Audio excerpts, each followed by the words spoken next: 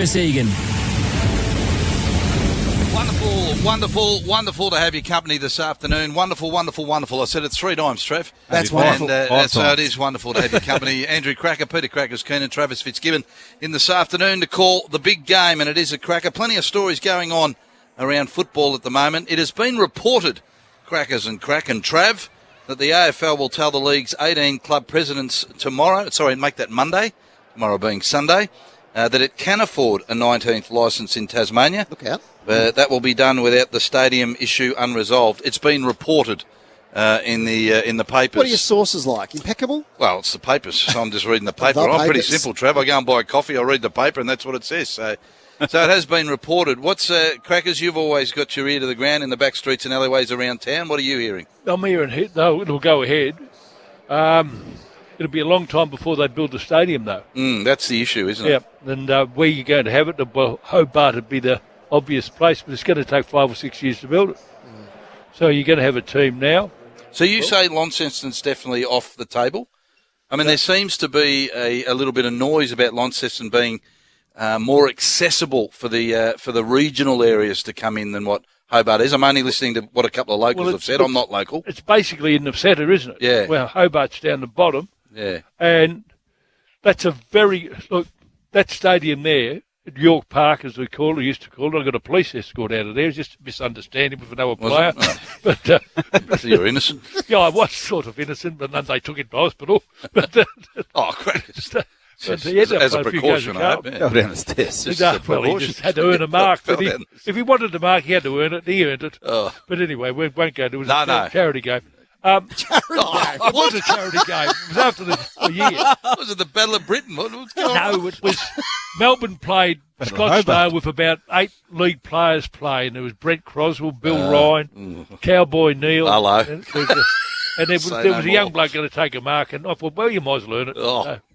Anyway, they got upset, the locals. Happy he's all right. Those people will be turning up to watch him. Yes. But they can spend money on that oval, and it'll be a very good oval. Yes. And that's what they want to do. But do you want one with the roof on? That's what they're looking at, aren't they? Yeah. What do you reckon, Trav? You seem to be you're more across this sort of thing. You study it. You sit at home in a room there, and you just all across. You got your Trav's got a room. He's got screens all around him. He's got the what is it? CNN and BBC, and he's got the whole thing going on around the world. I think he works for ASIO. I'm pretty sure. I think you've got me confused with Sean McCullough in the opening of his Wednesday night show. Look, that said, though, I do work in local government, so I know a fair bit about big builds and infrastructure and how long it does take to get these things done. And so we come to you. The political landscape in Tasmania is very real, and it's a social political structure as much as anything. It's north and south. It's very much a state that is 2 halves, and Launceston and Hobart are a long way apart. So there's going to need to be some kind of social olive branch that would bring these 2 great cities together to support the one team. So we've got the conflict at the moment with Hawthorn playing out of the north and North Melbourne playing out of the south of the state when it comes to AFL. So they're going to need to mend that bridge. But, I mean, it makes sense to have it in the capital, doesn't it? Hobart's the biggest city in Tasmania. Climate being an issue, the build that entails a roof makes sense as well. Build a boutique 40, 50,000 seat stadium like Marvel Stadium down there seems to make sense. So my feel here is what will happen is that as the AFL comes out of its COVID economic slump, and that the materials and labour and everything that is really hard to source at the moment is a reality that this build mightn't get done until 2028, 2029. The licence will be tied to the completion of the stadium. Give the AFL time to get those coffers right. Investigate the reality of trying to find a 20th licence at the same time, be that Northern Territory, be that another team in New South Wales. I don't think they're keen on buys. Broadcasters aren't keen on buys. I think that's got to be in play as well. And these will be the discussions that it sounds like they're going to go with it, doesn't it? It sounds interesting. I'd go to 22. I'd go to Northern Territory. Yeah. Well, it's going to be an interesting discussion point as we build up to the grand final of. I spent the coldest broadcast I ever did, Crack, down in Hobart. was a Friday night. Me and Cosm McGrath, Yeah. former Blue and Bomber. I'd like to remember him at the All right. Bombers, of course. Port Melbourne Premiership player There we too. go. Yeah. There you go. Port Melbourne Premiership player. And Did a very, very good job. we flew over. He would do jobs for you. Yeah, flew over, and sort of jobs as Coach Crackers is talking about. You can just imagine what they would be. But, we flew down. We got into this box, and the heater failed Oh, on the no. night. And it was like being in an ice box. It was like negative something degrees. It was freezing. And Undies was there, our illustrious leader. He was there. He went down he's never called again since then.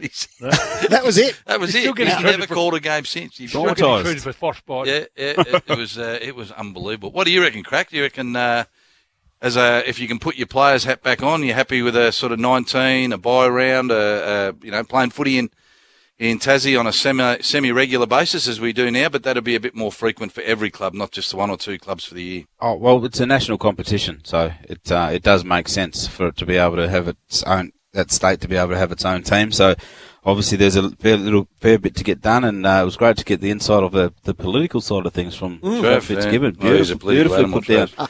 And to be able to let us understand that as well. So there are a whole lot of moving parts and dynamics for this to be able to get done. And at the end of the day, they love their footy down there. But I was interested to hear how you spoke about the north and south, and then to be able to come to a middle ground to be able to support one side. So I'd love to, because there's certainly been some great footballers come from Tassie. One of my teammates, or a couple of my teammates, Jack Rebolt and big Matty Richardson. So Yes.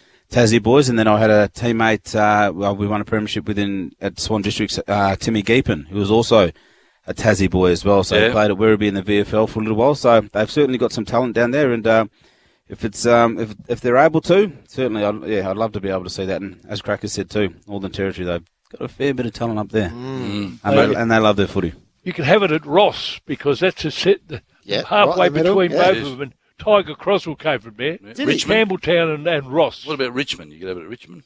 You go to Richmond. That's just outside Hobart. Yeah, it is. It's a great spot. This is halfway And they between got Hobart and the penny farthings. Launceston. The penny farthings. They ride them down the Yeah, street. they do. They have races. Yeah, they do. They do that at Launceston too, just out of Launceston. Yes. Brownlow medals on tomorrow night. It's been brought a day or a night forward. Who's your favourite, Crack? Who you reckon's going to win the Brownlow? I backed Clary Oliver. Yes. Clayton Oliver, early Yockeye footy. We have our predictions before the season starts, and Clayton Oliver was my man that I chose. So I'm going to. You're looking all right. Yeah. That's before the season started. Before the season started, Baz. Yeah. That's who's his biggest threat, do you think? Obviously Lockie Neal. It's I'm trying to think of the Pies, but no one really just stands out. There's the one person. They've been able to play some really good footy, but it's hard to. I'm not quite sure, mate. Not Lockie Neal, possibly. Yeah. Old Danger. Will he get a run? Yeah. I missed No, a little there's bit of some footy. bad ones this Missed year. a bit of footy. Who do you like, Crackers? I'm a bit like I went early with Oliver. Took Miller. I like him. Played well. But Lockie Neal. But it's only an umpire making the decision. Remember that. Yeah, that's right. So Andrew Brayshaw was voted by his players, weren't they? Yeah. Yes. Yeah, MVP. Trav, I think you said Zach Merritt of the Bombers might win it. I think you misheard, and Is that what you said? He doesn't like James Hurd, apparently. I reckon Paddy Cripps, obviously his first half of the season, There we so I go. think he's going to be able to get a fair few votes because Yes. they were on fire. He'll have him off Carlton the Blues, bid at the halfway but, mark. It'll just be a non-ballers thing anyhow. None of us, the real engine room like Ruckman and the full backs and full forwards and half backs, we don't rate. It'll be interesting to see how some of these really dynamic games that some of these key forwards play this year, your Tom Lynch's, your Charlie Curnows and Jeremy Cameron's, to see if they get threes in these games where they've had 20 possessions and kicked 4 or 5 goals, or if it's, just a midfielder that accumulated all day that gets the three. That's my main watch, because I'm like you. You sit down and you think about your predictions for the Brownlow, but gone to the days that Tony Lockett or Scott Wine is going to win a Brownlow. That's not happening in the modern game. My last year of playing, I went and told the umpires, I've got myself a mouth guard. I'm not going to whack anybody. I'm going to play very clean football. I did my knee in round 14, and I was leading the Brownlow. I conned them. Brian Wilson won it. Interesting winner. You sure you just said that? There were no envelopes or anything like that? Might have been. Or warnings. All right, we're going to catch our breath, come back. Both sides out on the ground at the SCG. The Pies and the Swans in the preliminary final. The winner to play the Cats next week at the home of footy, the mighty MCG. Listening to AFL Indigenous Broadcasting right across Australia. Treatments are available for some of our mob to help protect them from getting seriously sick from the virus. Oral treatments for COVID-19 work best when you take them as soon as possible after testing positive for the virus. If you test positive, yarn to your health worker straight away to find out if you're eligible. You'll need a prescription from your doctor for these treatments, which come in tablet or capsule form and taken with a glass of water after a meal. These treatments are available for mob whether they're vaccinated or not. Yarn with your health worker now so you can be prepared if you test positive for COVID-19. For more information and to find out if you're eligible for oral treatments, call 1-800-020-080 or visit health.gov.au. Program sponsor. Wednesdays from 6 p.m, the Deadly Choices radio show and podcast. A show encouraging mob to make healthy choices, from stop smoking, eating good food, exercising daily and getting a health check for themselves and their family. Featuring Deadly Choices ambassadors, the Healthy Lifestyle Mob and many more. So tune in to Deadly Choices after 6 p.m. each Wednesday and on demand throughout the National Indigenous Radio Service. With Bendigo Bank's new Complete Home Loan, you'll be completely taken care of. With a completely awesome rate, complete offset on fixed and variable loans, and a home loan specialist completely dedicated to you.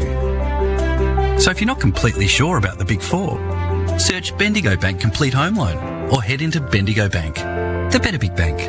Lending criteria, terms, conditions, fees and charges apply. Program sponsor.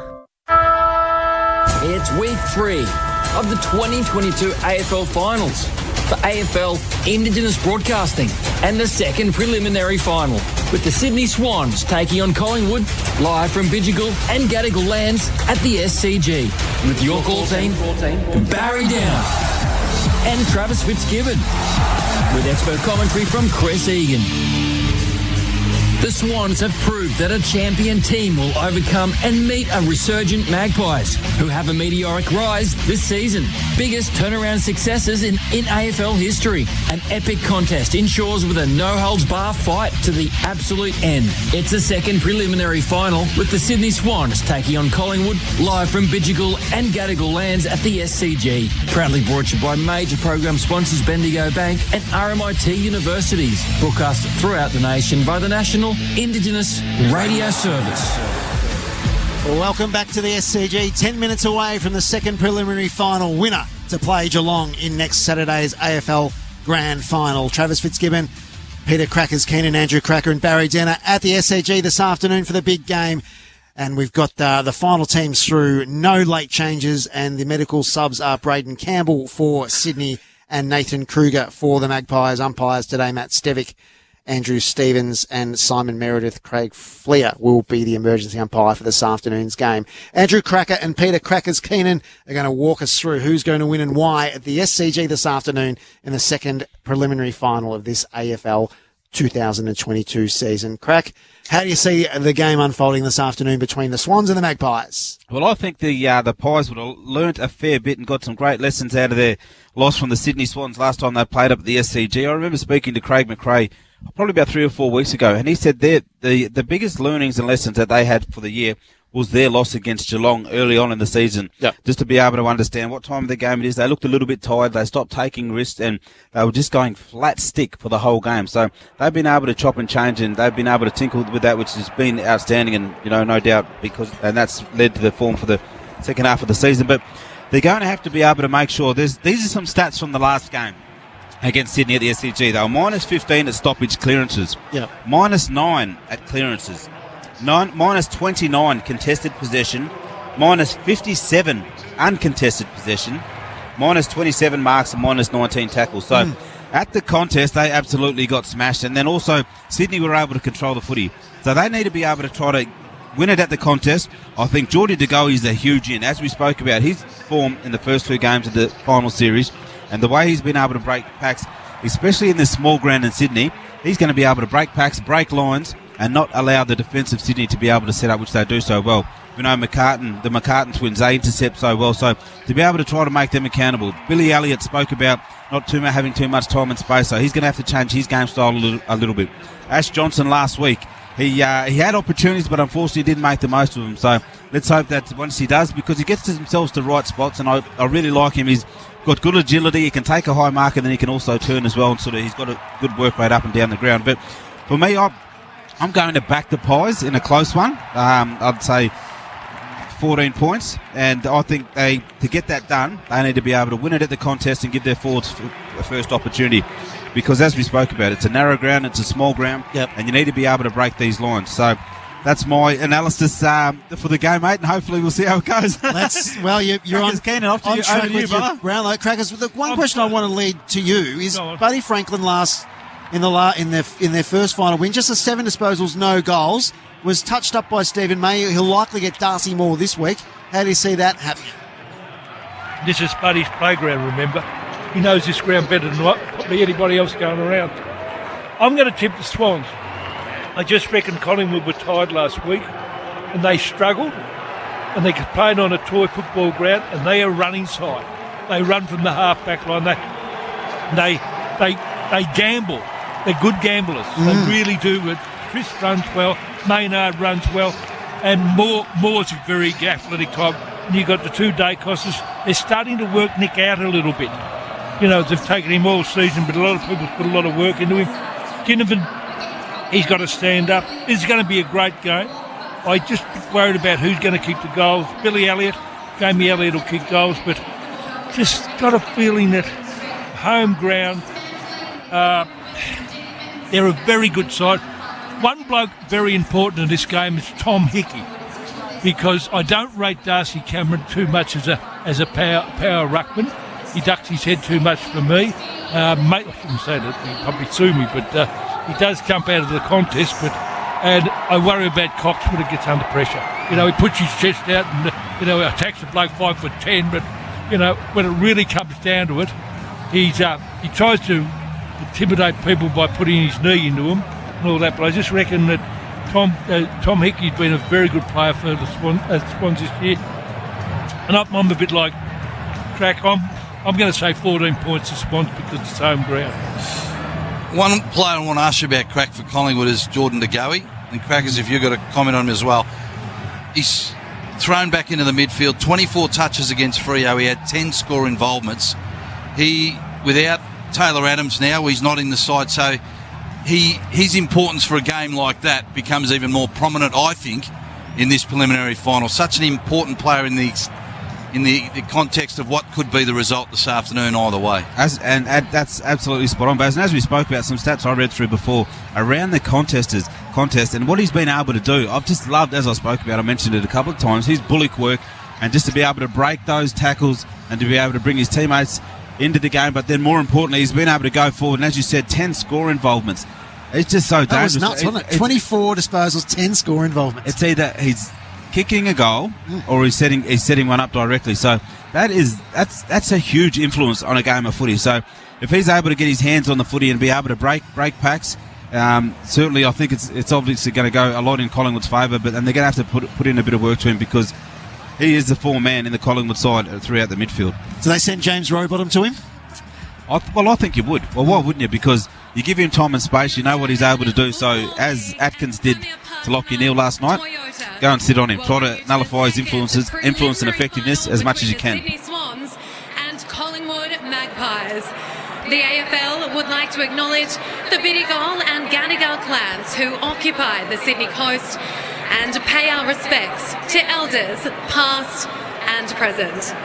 We acknowledge we play our great game on this land and respect the cultures of all First Peoples, their contribution to our nation and contribution to the great game of Australian rules football. To conduct an official welcome to country, please welcome Norleen Timbery, Chair of La Perouse Aboriginal Land Council.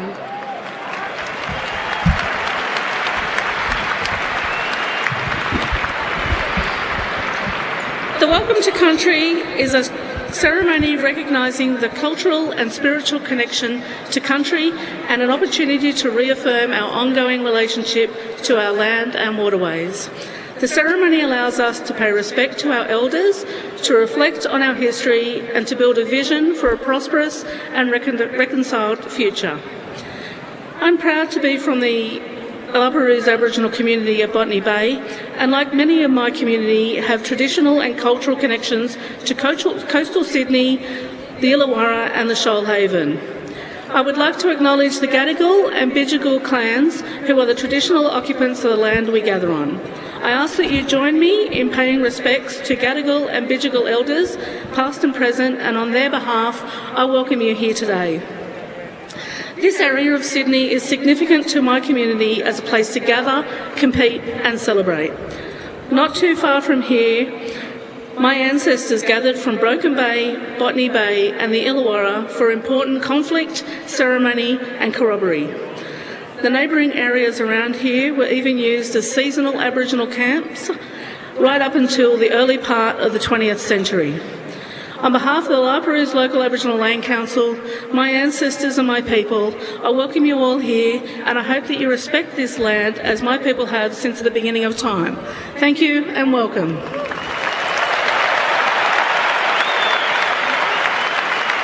Thank you, Natalie Timbrew, for that wonderful welcome to country. Now, if you are able, would you please now rise and join with the coaches, players and umpires for the Australian National Anthem to be performed by the very talented Hugh Sheridan.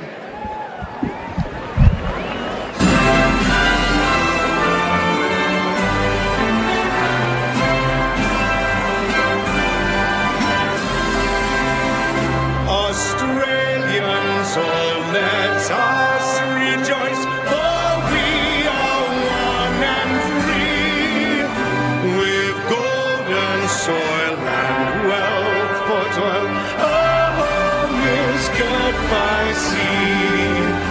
Our land abounds in nature's gifts of beauty rich and rare.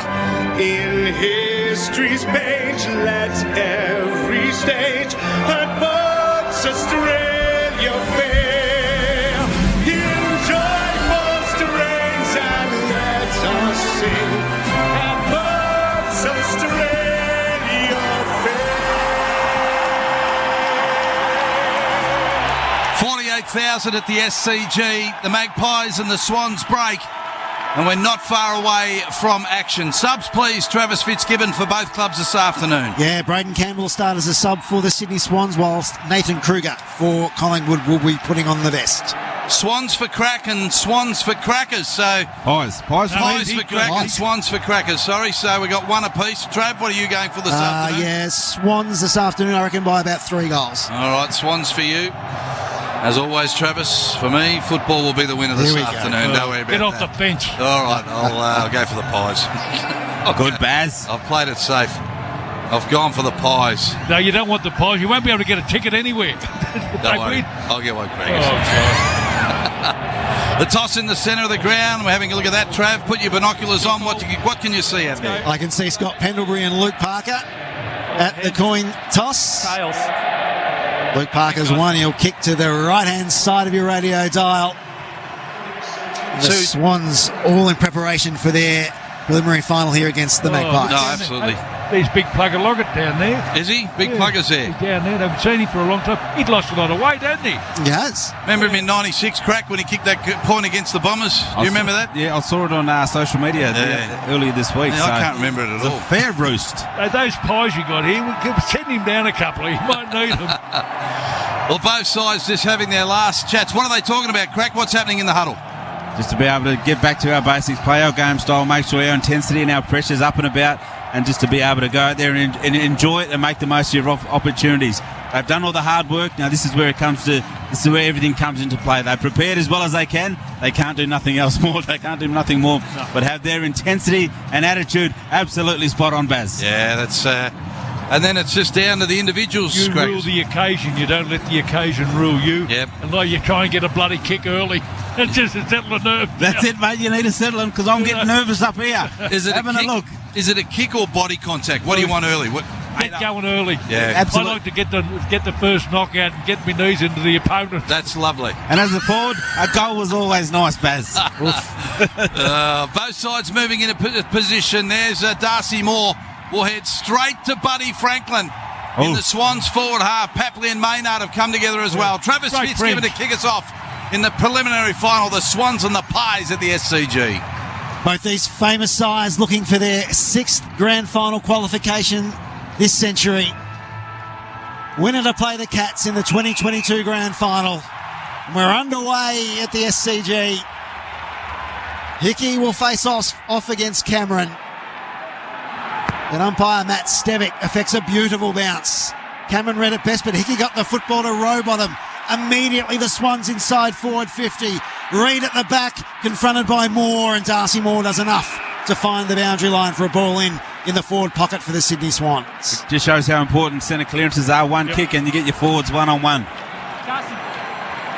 So a really fast entry here for the Swans.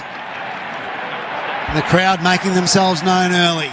It's a shallow ball in. Ball to be won in the pocket. Cameron fishes it out for the Magpies. Josh Dacos couldn't find the handle. Neither could Mills. Really hot here at the moment. Quaynor, inventive hand pass for Crisp. They've run out of room. And we'll get another ball in. We're still inside the 450 here for the Swans. Inside the first minute of the preliminary final. Josh Dacos is usually very clean with the footy, but just took his eyes off and just had a look what was coming. Just keep your head over the footy, young man. Swans getting the first look. And they capitalise early and put a bit of pressure on the Pies. Reid grabbed it out of the ruck. Ran into Maynard. Dispossessed. The umpire again will come in for a ball up as Papley. It's tough out there. It is. Dives on top of the loose ball. They were letting him go nowhere. 45 from Sydney's goal. Thrown in the air. Reid grabbed it out of the ruck again. Little hand pass off Stevens. He has a snap across the face. In fact, it was Rowbottom across the face, in the words of the great Ron Rogers. Good afternoon, Ronnie. 1 point Sydney. 1 point Sydney. Yet to score the Pies. 2 clearances, Rowbottom. Centre clearance for another stoppage inside 50.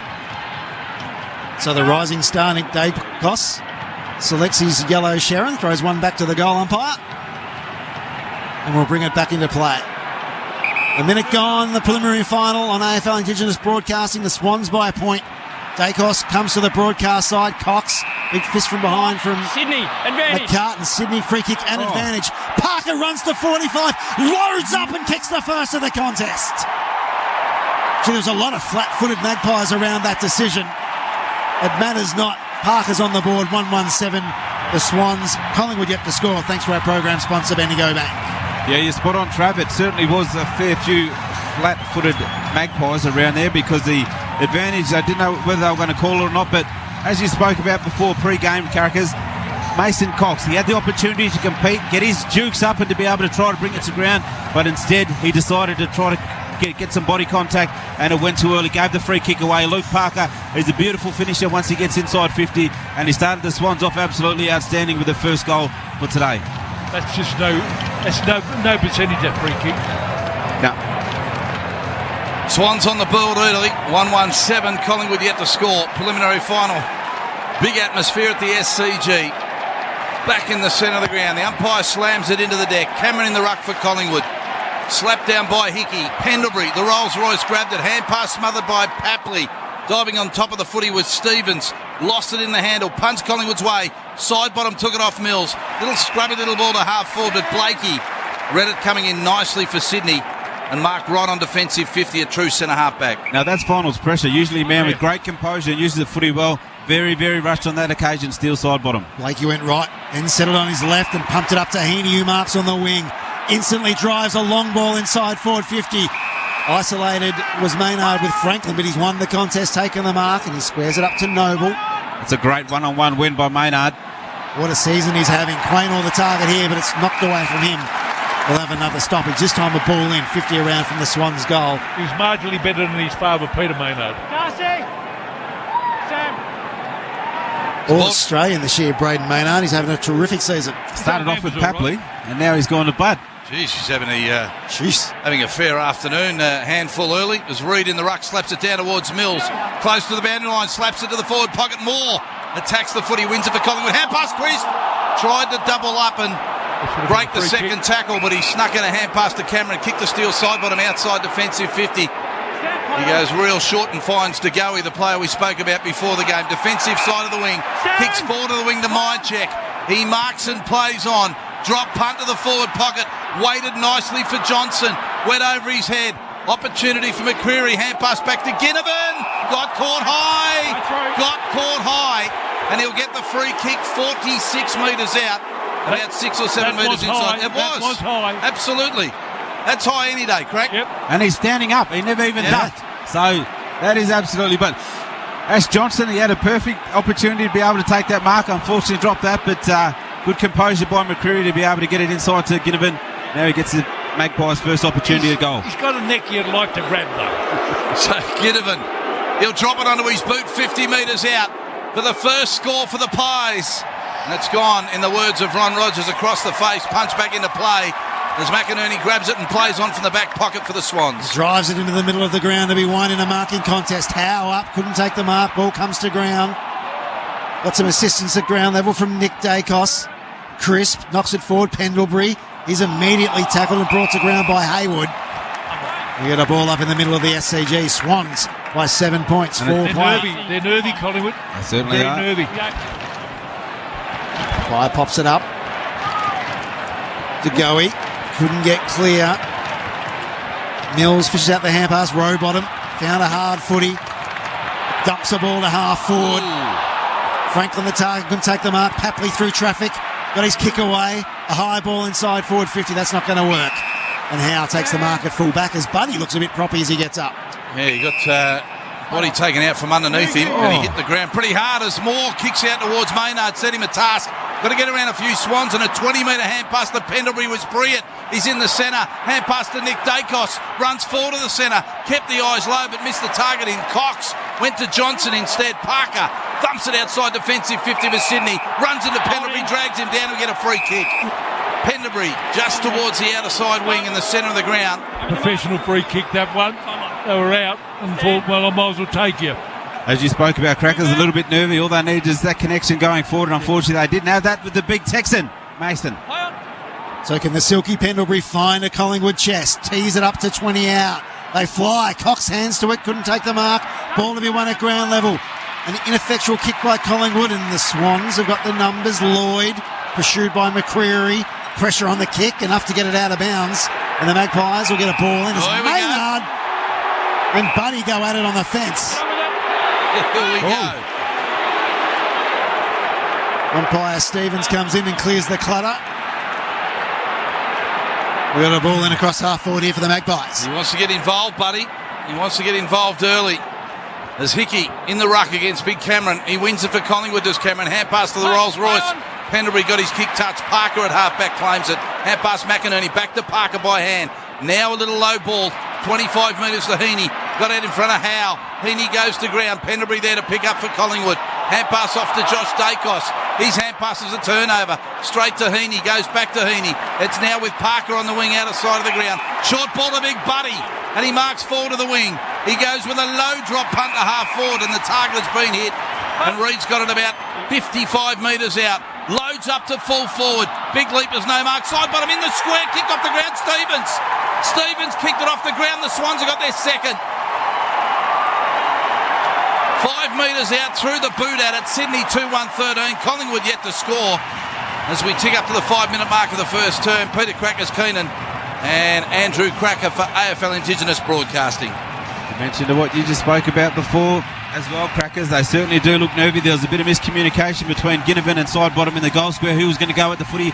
No one went at the footy, and then Stevens got the boot to it inside in the goal square and was able to kick the Swans second. But how is the field kicking a bit like big Lance Buddy Franklin? Second to none. We talk about his goal kicking, obviously, but for him to be able to take, he slipped over off one step to be able to find a teammate and Reed.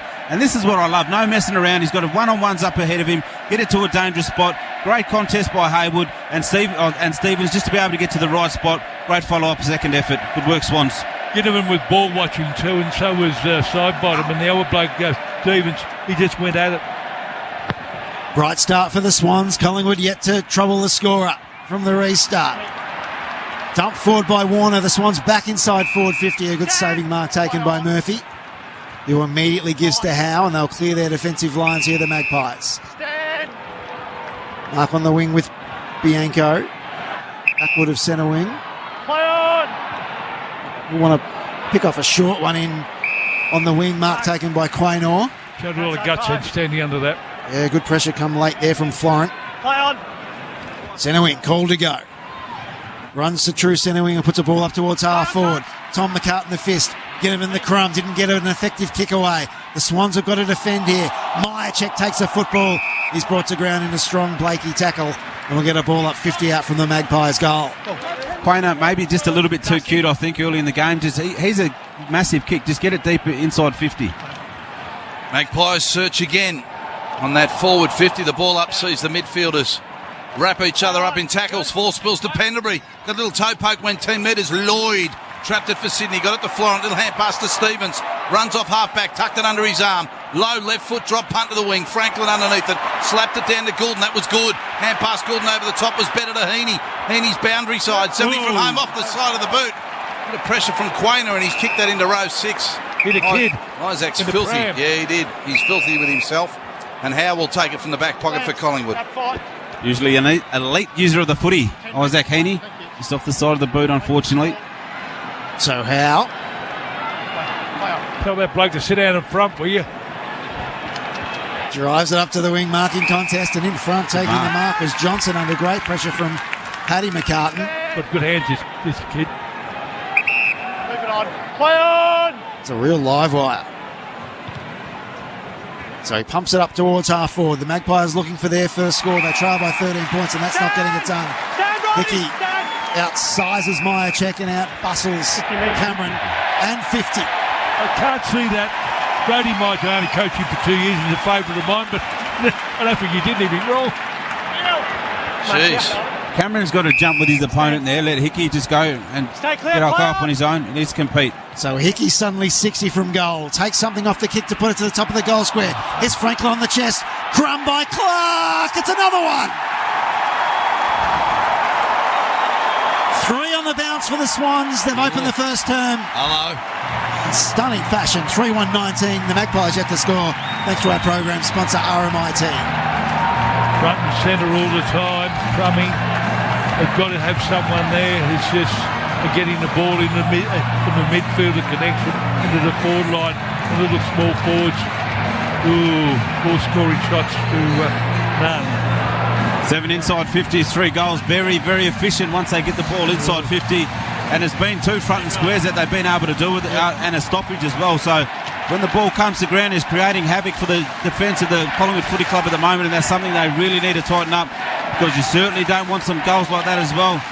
And to be able to come piling on as they are at the moment. Great contest by Big Bud. Yes. But as you spoke about, Crackers, right spot, right time, great contest. Very nice finish by Clark. Yeah, he took the heat, didn't he, buddy? And created the opportunity. Bounced down to Goey with his head over the footy. It went to ground level, pushed it up for Crisp. He just throws it onto the left boot. It bounces about 20 minutes. They're under the pump. The Pies, Florent. He broke a tackle, attacked the footy, and then he took a bounce and hand pass off towards Clark. Clark's high kick to Franklin at full forward. Oh, Franklin off his chest. He got rid of Maynard right at the last half second. A little toe poke off the ground, I think was over the line. We'll wait for the umpires to confer. Oh, Logan. Here they come. I believe it's a behind. Can we just check if the attacker kicked it before it crossed the line? I believe it's a behind. Behind, yeah. Score review. Umpire's call is a behind. Please check. They get the big money, these goal umpires. They've got to make a decision. There we go. Umpires exclusively mic'd up for AFL Indigenous Broadcasting as they confer.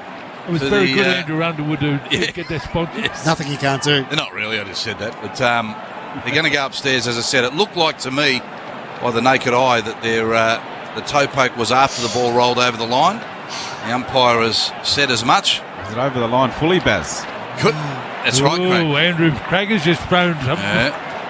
His buddy Franklin was right in the square. Geez, it looked like just before that ball came in, as you called, Cracks, it looked like it was being held, but we get a good view of it here on the replay. It was, I think. Mate, there's millimetres in that. The ball crosses the back of the goal line before being kicked through. Well worth a look. On the scoreboard. Yep, good call from the umpire to have a squeeze. Buddy should have been given a free kick. Yeah, he wasn't happy with the attention he got and felt that he was... Behind, guys. Scores are behind. That will be a point. Sydney will be 3-2-20. Collingwood yet to score. As we look at the replay one more time, but the umpire just to make the call, and he has. 3-2-20 does yet to score the Pies. And we are midway through the first term. Darcy Morton, Maynard in the pocket. As the Magpies clear defensive lines. Noble. I like how this young man goes about it, Noble. He's quick, isn't he? Very quick. 55 from his defensive goal, John Noble. Pumps it up to the wing out near the boundary line. Big fly from Blakey. Ball gets to the back. Reed. His hand pass has gone out of bounds. Got a ball in centre wing out of sight. Pies need to control the ball a little bit, and they certainly need a settler. They need a goal very, very soon. Footy spins back in. Cox and Reed. Cox slaps to the side.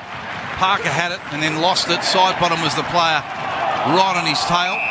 And the ball went to ground, and Goulden rolls around with Crisp on the outer side wing, and Crisp for the Pies. Hands the footy back to the umpire. Cox again got the tap, but Goulden was waiting. He sharked the tap, and he got tackled and lost it. Warner's head over it. He's crawling around on hands and knees, gets up with the footy. Tackled, punched the hand past Sydney's way to go. He was onto that, ducked under a couple of tackles. His toe poke went along the ground about 20 metres. Sydney behind the ball. Blakey, hand pass over the top again to Parker, who's been prominent in this first term. He short kicked those, a turnover back to the wing, and Noble got absolutely wrapped around the neck by Reed, and he's got the free kick on the outer side wing for Collingwood. Noble puts the Magpies up towards half forward. That's out wide, too wide, and out of bounds on the full, and the Swans will get the yellow Sharon back. Just lacking a bit of composure, the Pies, early in this first quarter. To the applause of the crowd. Plenty of black and white here, though. Blakey to the wing for the Swans. In front, Reed takes the mark. Immediately gives to Warner, who takes something off the kick. Nice pass. He can kick this. Papley's marked right on 50. Quaynor stands on the stripes. I don't reckon it's 50, you know. A bit like the Port Melbourne ground. It looks like 50. For all intents and purposes, that's what we'll call it. Tom Papley, a real fire starter for the Swans. From inside the centre square, hits it sweet, hits it straight. 4 in a row for the Swans. 4-2-26. Collingwood yet to score. 10 minutes to play in the first term on AFL Indigenous Broadcasting. Thanks to our program sponsor, Bendigo Bank. The Pies are absolutely shell-shocked at the moment. They don't know what's hit them. Sydney's just come out like a house on fire. Their ability to win footy at the contest, but then also have composure going forward. Chad Warner could have blazed away, but low to the eye, just pulled the kick at the last minute. Saw that that Papley was coming at him. And doesn't this man love a goal? Great celebration, but more importantly, had a beautiful kick outside what is led to believe 50 metres, but Crackers doesn't think so. But a very, very nice finish from the small forward from the Swans. 4 on the trot. The Pies are looking in a bit of strife, Baz. Yeah, they're sharp. I'd hate to have a look at the horse down in the stable. Yeah, well, I won't go down there. It might have bolted already. You get the first 2, then the third, and you start to raise an eyebrow. When you get 4 in a row and the other side hasn't scored in a final, that's a big number. So the Pies have got a bit of work to do. Everyone will say, yes, it's early in the game. It absolutely is. But 4-2 to zip to start the game just puts you behind the 8 ball, and you start to think about it a little bit as Cox in the ruck slaps the ground level. It was sort of toe poked off the ground back to Pendlebury, who sharked it. Long kick out of the centre. Lipinski wants the ball to bounce his way, but Tommy McCartan had none of that, and he just wrapped the footy up about 20 out from Collingwood's goal. And make it about 35 out, and the umpire will come and ball it up again. 5 Magpies without a disposal on the ground. And they conjure something here, the Magpies. From the restart, Myercheck immediately beset upon by a couple of Swans. Warner and Parker bring him to ground. Another ball up, still inside the Magpies attacking arc. Immediately goes up. Reed takes front possession against Cox. The Swans with the clearance. Ball bouncing on the wing.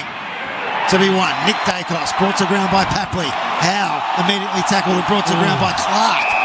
Fierce pressure. Play after Roaches in the tackle. That's great pressure by the Swans. Stand, Jeremy. Play option. Play on. So Clark, the free kick for holding the ball. Shares it with Franklin on that trusty left. Up towards half forward go the Swans. The ground level. They've got the numbers. Papley, the don't argue, and Noble doesn't come off. He's stripped of the football. Great and that's tackle. a Magpies at half-back. Well, Noble's gone to play and ran right into Rowbottoms, who had to double back. Kick across the goal, he's defending. It was a loose side bottom who got away from Goulden. He marks, takes a bounce. Plays onto the wing outer side. Hoskinelli at the target. Couldn't mark and allowed Blake in. It was a 2-on-1 against him. And pass off over towards Fox. Lost it in the handle. Cameron's got it for Collingwood. The big ruckman just bangs it forward. It's inside forward 50. Tommy McCartan taps it out towards Paddy, his brother. Hand pass back to Rampy. Real high left foot ball. You can hear the Swans fans. They're loving what they're seeing, the pressure they're bringing. Mills has got it on the wing. Hand pass to Warner. He's got space here. Kept it low. Goes in towards the centre of the ground. And Haywood's got it for Sydney. They look dangerous every time they go forward, the Swans. Here they come again. Inside forward 50. It's knocked away from Heaney. And out near the boundary line, Moore can mop up. He's at half-back. Runs out of time. Oh, my goodness. Got his hand pass away to Pendlebury. Now, Howe on the wing. Little short one. They're not hitting targets, even the short ones. Lipinski's got time and space, so he finds Tagoe at half-forward. Inside forward 50, into the pocket. McCreery got rid of his man. Ball to be won at ground level. McCreery keeps working. Ginniver on hands and knees. Stands up in a tackle. Now he's got a problem. He's dispossessed, holding the ball. And the free kick will come back into the back pockets of Paddy McCartan. So Florent lets Ginniver know that he didn't get what he was after. He's got to try and get in his head, but it's a black backman. And Paddy McCartan's got the free kick. Sydney, every time it goes forward for Collingwood, they're dropping back quick with numbers. Defensively, very good this afternoon so far. Kick to the wing, broadcast side. Bianco will go at it. With him, Stevens for Sydney. Stevens has the ball sit underneath him. Bianco lays the tackle. I worry about Bianco. So what the Pies need to do is a little bit take a leaf out of Sydney's book. They need to lower the eyes going inside 50. The long bomb inside forward 50 isn't working for them at the moment. Andrew Cracker, Peter Cracker's keen as here this afternoon. Ball thrown in the air to go in. Underneath it. Dropped the footy after he was tackled. Advantage paid to Sydney. The kick's gone out of bounds on the full. Collingwood will bring it back in. And Howe drops back just defensive side of the wing for the Pies to take it. They've got to settle. They've got to settle. They've got to try and control the ball. Take the pace off the ball. Short kicks. Own the ball for a while. So that's what they've done. They've gone in short to Quaynor, who's called to go. He's backward of centre wing. Dumps it up towards half forward. Any structure this time. Cox hands to the football. Couldn't take the mark. Mills to Hickey. By hand. They'll work it out here. Row bottom kick around the corner. Into the middle of the ground. Touched off the boot. Pendlebury. His 9th possession in the first term, Pendlebury. Inside forward 50 for Ginnivan. Fox. And they'll clear again here. Out towards Heaney here, the Swans. He couldn't take possession. He's got Quaynor high. And without the football, free kick to the Magpies on the wing. Well, Pendlebury looked up and all he saw was a sea of Sydney nothing jumpers. There. He had Ginnivan there. That's all. He's a small forward. So he had to go to Ginnivan, as you said, Crackers, and he just got swamped. So the Swans real disciplined. They are being frugal in their back half as Quaynor just puts it high for Cox. Because he's the biggest man on the ground and he's taken the mark. Centre half forward for Collingwood. He's got to take responsibility for this kick, and he's not. He's gone for the pass in the pocket. He's gone to Big Cameron, the other ruckman. Spills off hands to Hoskin Elliott. Has a snap. I reckon he's got it. He has. Hoskin Elliott kicks Collingwood's first score and it's a goal. Sydney 4-2-26. Collingwood one straight goal. With 6 minutes left to play in the first term. Well, the Pies are on the board. They certainly are, Baz. And as you spoke about Big Mason, I would have, as you said, Crackers, I would have loved for him to go back and take the onus and have a crack, but he got it to the big ruckman in Darcy Moore. He's smaller than Mason, but was able to create the contest. He really should have plucked that. He had real 2 clean hands on the footy. Wasn't able to take the mark, but Hoskin Elliott, he didn't have too much time and space, and he turned. There wasn't much daylight, and he was able to finish to get the Pies first, which they desperately needed. But this is what you need to do. You can't kick it on his head. You're going to kick it at Mason Cox. Run at the ball. Let him run and use his attributes. But they certainly needed that, the Pies, and very nice finish from Hoskin Elliott. Can that be what gets them going? Cox goes into the ruck for the Magpies. He'll face off against Hickey. Umpire Stevic puts it down and Cox knocks it forward here for Collingwood. Parker back first to Mills by hand. Kick it out wide here for the Swans. McInerney and Warner can work it out. Warner to the run of Blakey. They're back inside forward 50. A touch ball grabbed by Quaynor for the Magpies. He'll share it with Lipinski, who kicks laterally out wide. Let's sit for Bianco. It eventually does. He can go in short, and that'll work for Elliott, who marks at half-back for the Magpies. So Elliott goes short to the wing. Little 25-metre drop punt. And back to Lipinski, who marks. So Collingwood to go forward again. 5.5 left to play in the first term. Crisp underneath it. Mills grabs it off his hands. Hand pass will come back to Big Hickey. And from half-back for Sydney, real high ball to the wing. Rowe bottom set underneath it. Couldn't mark. Spilled down to Crisp. Threw it onto the left boot just in hope. But off half-back again. The big man's got it in. Hickey goes short. In fact, it was McCartan who goes short. And Sydney with a mark on the wing to repel. 4-2-26 plays. One straight goal, Collingwood. The Swans lead with a pass going onto the chest of Stevens for Sydney, right on the boundary line on the wing. It's been a very, very fast-paced first quarter. Now they're sucking the air in a little bit, just slowing down the tempo of the game, other Swans. So Stevens pumps it up towards half-forward here for the Swans. Ball to be won at ground level. Nick Dacos. Pendlebury sweeps it to Crisp. Lipinski all by hand. It opens up for McCreary. He can run to 45. Goes long to the top of the goal square looking for his teammate there in Johnson. He couldn't find him. Was he caught in two minds there, Crack? Was he going to have a shot then changed his mind? Yeah, I think he did. Crackers, what do you reckon? Yeah, he did. He changed his mind and went for his man. I would have, He should have just kicked it at the goals and Johnson would have been able to get there. Yeah. You've got to have a crack. High risk, high reward. We're going to ball it into the pocket.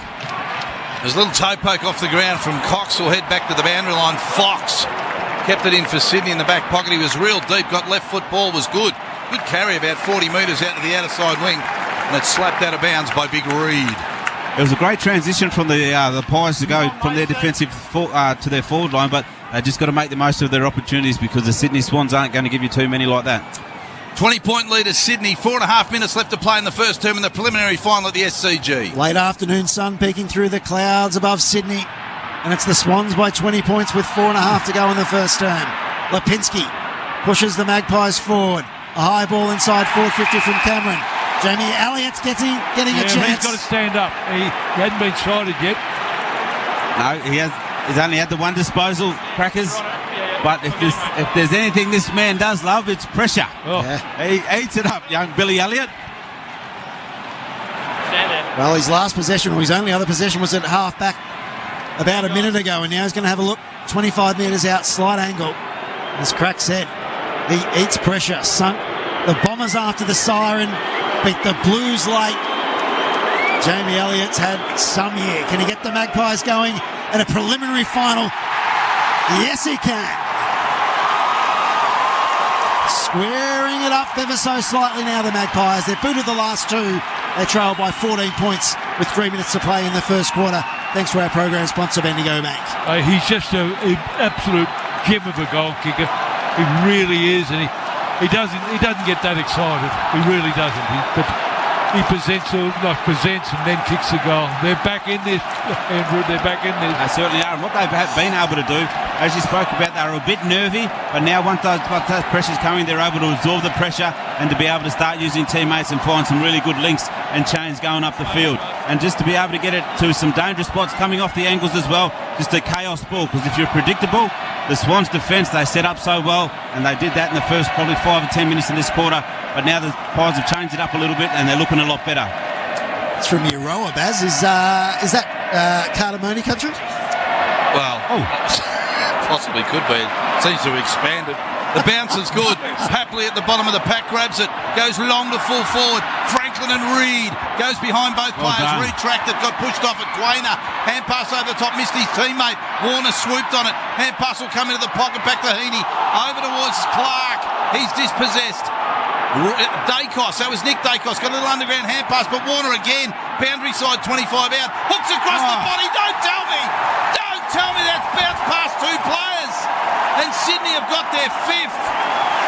Get stuffed. How was that a goal? 5-2-32 Sydney, 2 straight goals Collingwood. That is amazing. Latter stages first term, that just looked like it was going to be a contest, Craig. It certainly did, but I'd love the pressure. That Quainer was able to get back, put a tackle, second, third effort. The Swans were able to find some space, and this man Warner's been very nice and clean in the tight clinches of this game thus far.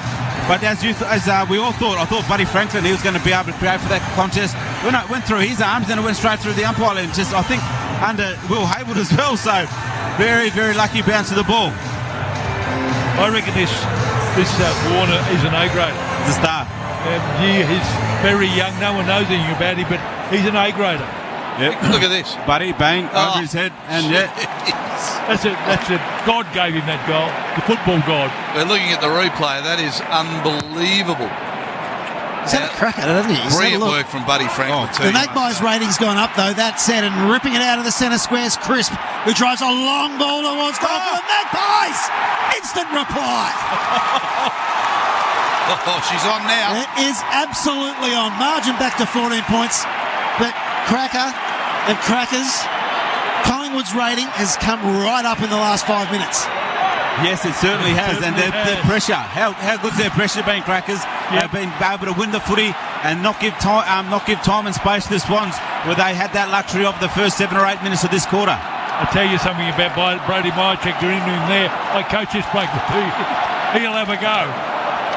He's pretty quiet, but he'll have a go. He won't back off. Rampy's trying to get in, but this is a great run by Chris. We spoke about the centre clearances and how important they are, and just for him to be able to break that and how he's been able to do for a long period of time. But beautiful counter punch and absolutely outstanding finish by Jack Crisp. 14 points up, Sydney. Scoreboard brought to us by Bendigo Bank, our major program sponsor for the preliminary final. 2.5 minutes left in the first term. The bounce is good. Punch forward for Collingwood again. Coming off half back. Might have been Lloyd who just hand passed towards the wing. Papley was there, but he was hustled. Florent picks up the spillage for Sydney. Kicked across the ground, not as confident at the moment. Side bottom attacks the footy. Toe pokes it forward to half forward. Johnson wants the boundary line, used it by hand cleverly, and he slapped it out, killed the footy 45 out from Collingwood's goal. Collingwood faithful just letting the men in yellow, the umpire, know all about it. Oh my goodness, finals footy, how good's this? They certainly lifted the Pies. Instant feedback, I think they call that. Ball back into play. Magpies inside their forward 50. Cameron tried to slap it forward. Rowe bottomed the clearance. Dumps the ball up towards half forward, and Murphy edged his man under the football and took the mark for the Magpies. They're feeling all right about themselves, Collingwood, at the moment, aren't they? Yep. Tails are up. Yeah. High ball. Can someone latch onto this? Meyer checked the flyer. Ball comes to ground. McCreary lays a tackle on Haywood. Great pressure. Can they lock it in here, the Magpies? A fumble. A Dacos moment. Around 1. Around 2. Kick batted down. Lipinski, the crumb, just kept it moving for the Magpies. They'll be happy to tie this up. The Swans are working, and Florent gets the clearing kick. Yeah, clearing ball that just bounces to vacant territory. Side bottom, and Franklin get there together. Franklin laid the tackle and lets Maynard know that he was pretty happy with his work. Free kick, Sydney. There's a free kick for the Swans. Something happens behind the play here, McInerney. High contact. We'll have a look at it. We'll get the replay up here as Buddy laid the tackle on side bottom. And then off the ball, it was McInerney who... Maynard. In fact, Maynard got him. So... Silly. Just a shoulder into him. But a free kick for Sydney. So McInerney kicks forward to the centre. Blakey's got it. That was all right in the 70s, but his Billy goes tough now. Blakey will kick Sydney long and deep inside forward 50. Left forward pocket, and Reid has marked over Big Cameron. And Reid for Sydney is about 20 metres out, about 3 or 4 metres inside the boundary. You've got to kill that ball in the back line of your ruckman. You kill it to the boundary line. You put it right up 10 rows back. She's both sides right in each other's face at the moment. The tension on the ground. Sydney by 14 before this kick. Reid's hooked it across the body and kicked the goal, and he's going to let side bottom know about it. And here we go. Push, shove, jumpers grabbed. It is rough and tumble at the SCG. This is going to be a very, very physical afternoon. 20 points up, Sydney, Crackers. Do you think anybody ever throw a puck? Nah, they certainly won't. Come on, Crackers. They won't throw a puck, fella. Not in a preliminary final. Especially with the grand final at stake. But Maynard, how costly was that mistake? Just silly brain fade. We know how tough a player he is. That's not tough. That's just stupid. You're giving a free kick away, and then you're giving your team, you're giving the opposition a free inside 50. And as you said, Darcy Cameron, Jeremy Howe there. No one's going at the footy. You need to be able to kill that and make sure that goes 10 rows back into the crowd. Got to be better in that situation. Steele side, but he good bloke, Steele. One of the best blokes you'll ever meet. Yes, I've had a couple of afternoons with Steele. I like his look. Bald head, beard. He's got catch on. Got the best name in the world. It's hard to beat, isn't it? Steele Sidebottom. Nickname Rusty. Yeah. So we're going to get a secondary ball up here. No one was able to clear that. DeGoey and Parker picked themselves up off the deck. Swans by 20 points. Collingwood, though, back in this contest from the restart. Coming through McInerney. Up towards half-forward go the Swans, and Buddy on the burst. The big man. Marks 30 metres out directly in front. Have a look at him.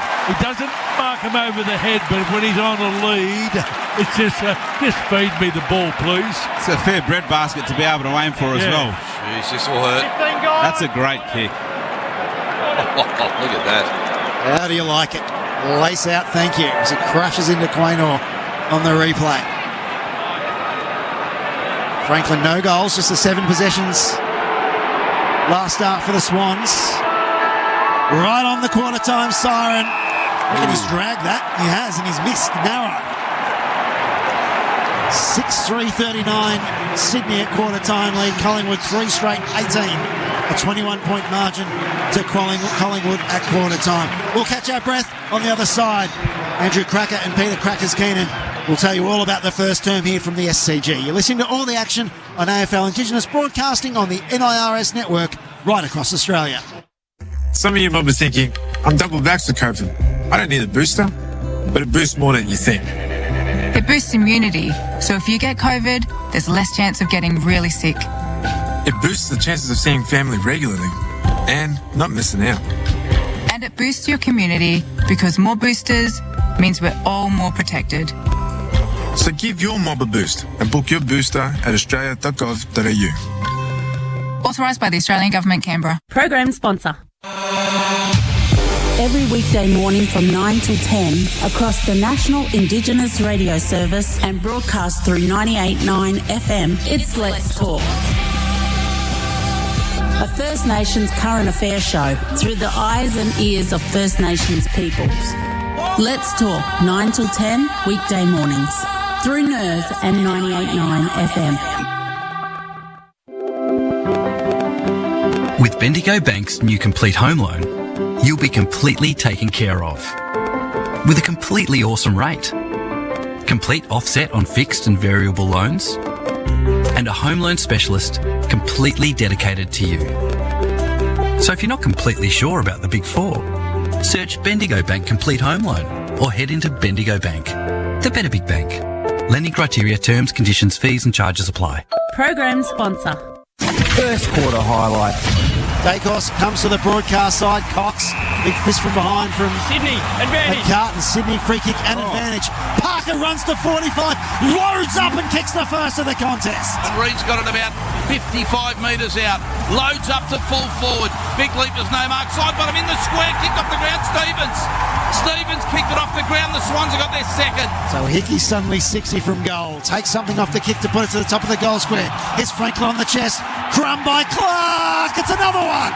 3 on the bounce for the Swans. They've opened the first term. He's gone for the pass in the pocket. He's gone to Big Cameron, the other ruckman. Spills off hands to Hoskin Elliott. Has a snap. I reckon he's got it. He has. Hoskin Elliott kicks Collingwood's first score and it's a goal. You're tuned to the second preliminary final for the 2022 AFL Premiership season, with the Sydney Swans taking on Collingwood, live from Bidjigal and Gadigal lands at the SCG. Proudly brought to you by major program sponsors Bendigo Bank and RMIT Universities, with Barry Denner, Travis Fitzgibbon and Chris Egan. Well, we got Andrew Cracker and Peter Crackers Keenan here this afternoon. Chris couldn't be here, but what a game. What an absolute ripper. 6 goals to 3 first term in favour of Sydney. And they lead by 21 points. Their scoreline is 6-3-39. The Magpies 3 straight goals, 18. The Swans kicked the first 4 goals of the match before Collingwood had scored, and then the Magpies got a wriggle on, and we've got a game on our hands now, no doubt about that. Andrew Cracker, Peter Crackers Keenan, how'd you see that first term? Yeah, they came out like a house on fire. The Swans just went bang, bang, bang. Kicked 4 before the Magpies could even blink. And then the Magpies slowly started to get their hands on the footy, started to be able to get a few looks.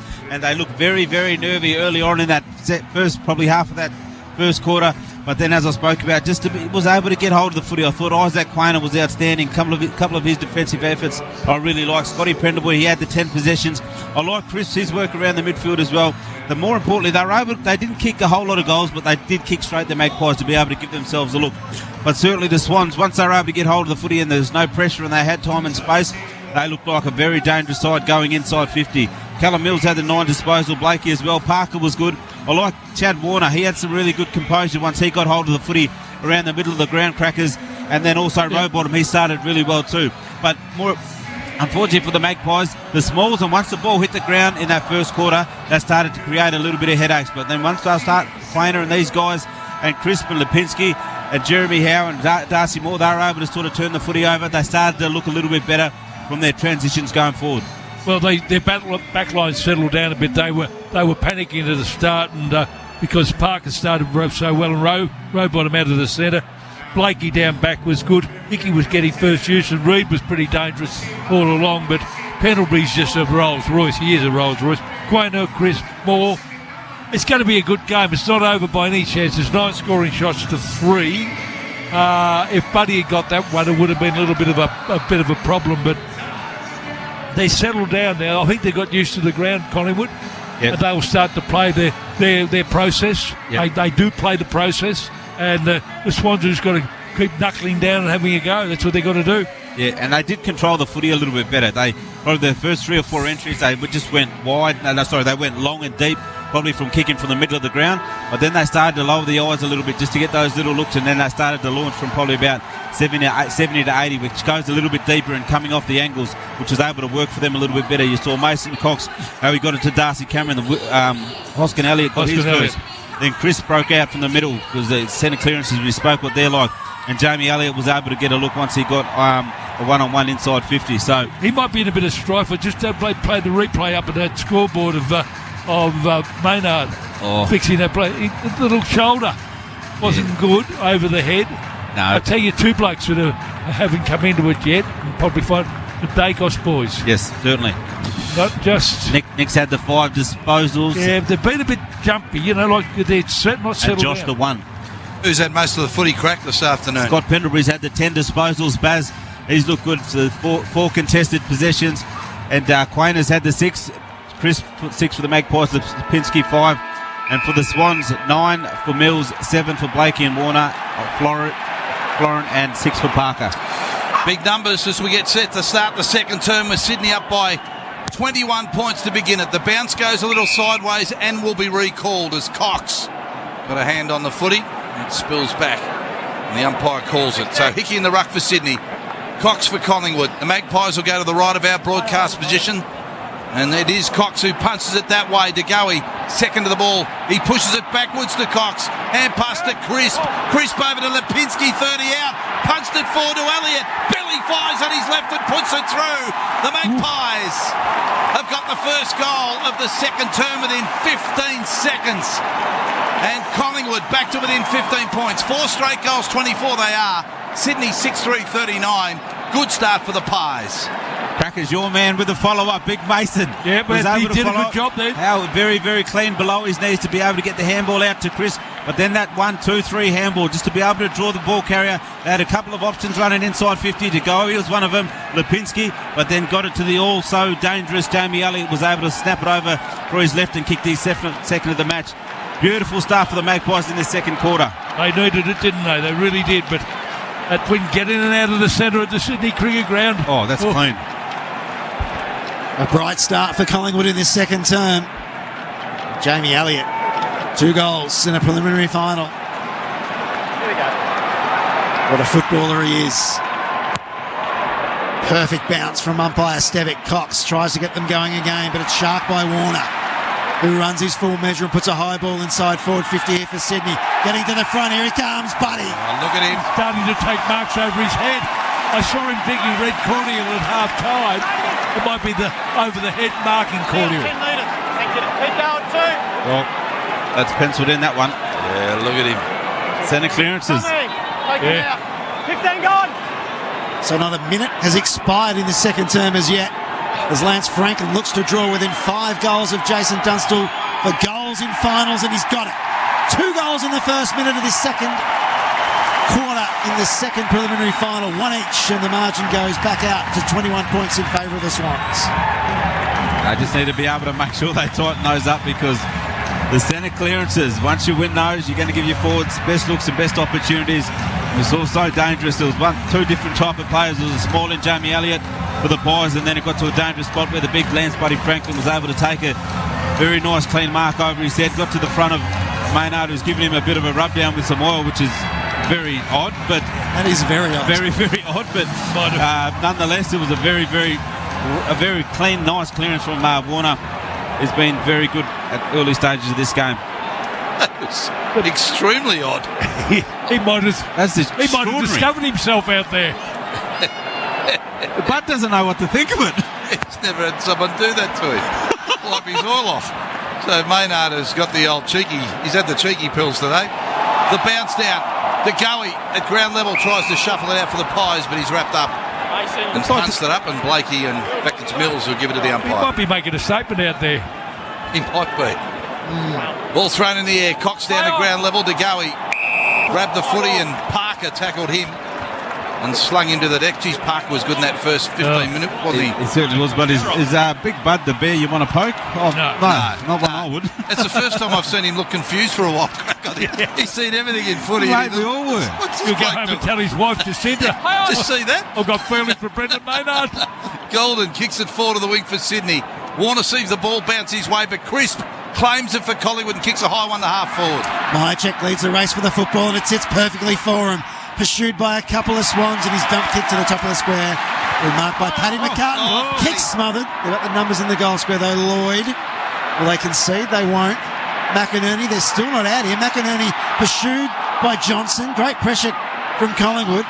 Tom McCartan, they still can't find the line. The ball's still alive. They're still under pressure. Great tackling pressure from the Magpies. Now it's out. Collingwood have locked it in. Will ball it in 40 around from their goal. That's standing forward pressure. That is good pressure. And all of a sudden, you're working in the phone box. And the boundary throw-in will take place right in front of the Collingwood army out there. So it's pressure on for Sydney. Real high ball. It's Cox and Hickey. Both wrestled themselves out of it. McInerney put his head over it, went without the footy. Side bottom, punts it about 5 metres. Goulden was the player who got there first, and Elliott wraps him up in a tackle. The umpire to ball it up again. Still 40 out from Collingwood's goal. The Magpies with an early one within 15 seconds of the opening bounce of the second term, and Sydney answered quickly through Franklin. Ball bounced up, grabbed by Hickey the ruckman, kick to the wing.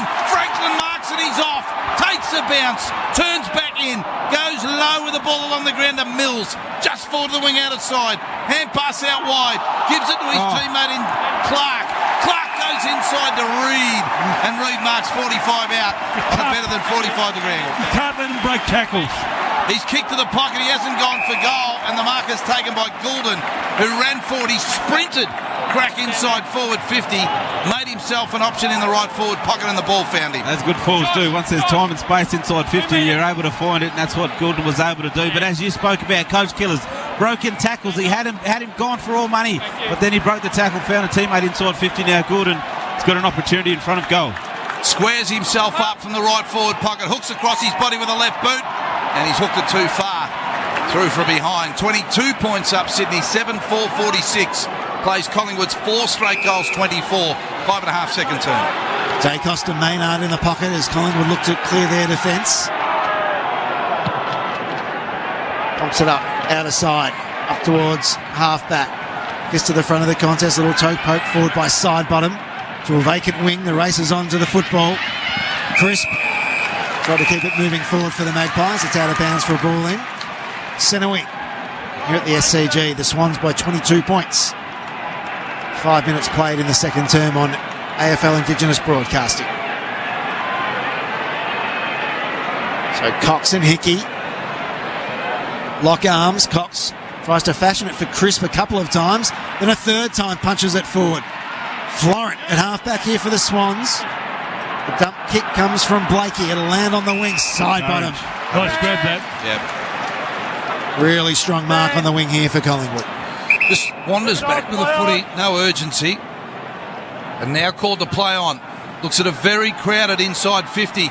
So he kicks to Mychek. Now player went down in Cameron. And the umpire has said he's in fringe. So we'll wait for the replay. Stand there. McCartan. Stand there. And there it is there. What do you spot? Blakey. Just move out 5 metres for me. So that's a blocking free kick by the look of it. Move out. Cameron made his run at the ball and Blakey just clearly blocked him. So it was definitely there. Trying to be a little bit more subtle than that. I would think so. Maybe if he wants to try to do that, you've got to at least jump in between him and his teammate. Then you'll be able to protect him there. So pretend like you're going for the mark. So Cameron has an opportunity here. It's a little bit worse than a 45-degree angle. He'll kick from 40 metres out. Drop punt is not bad. The big fella's got it. Cameron gets Collingwood's 5th goal. And the game's back to within 16 points Sydney's way.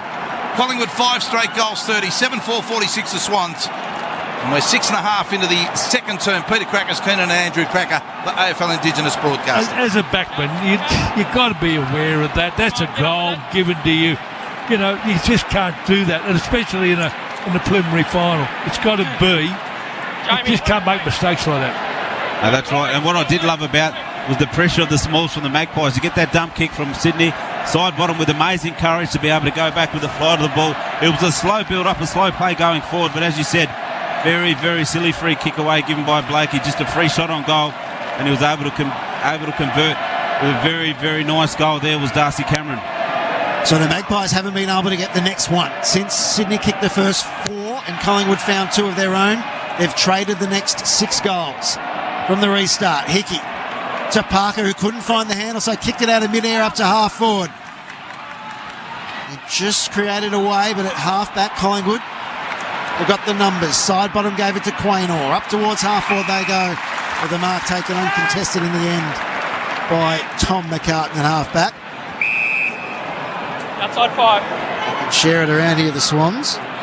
So he's kicked it to Fox, who's got it at half back.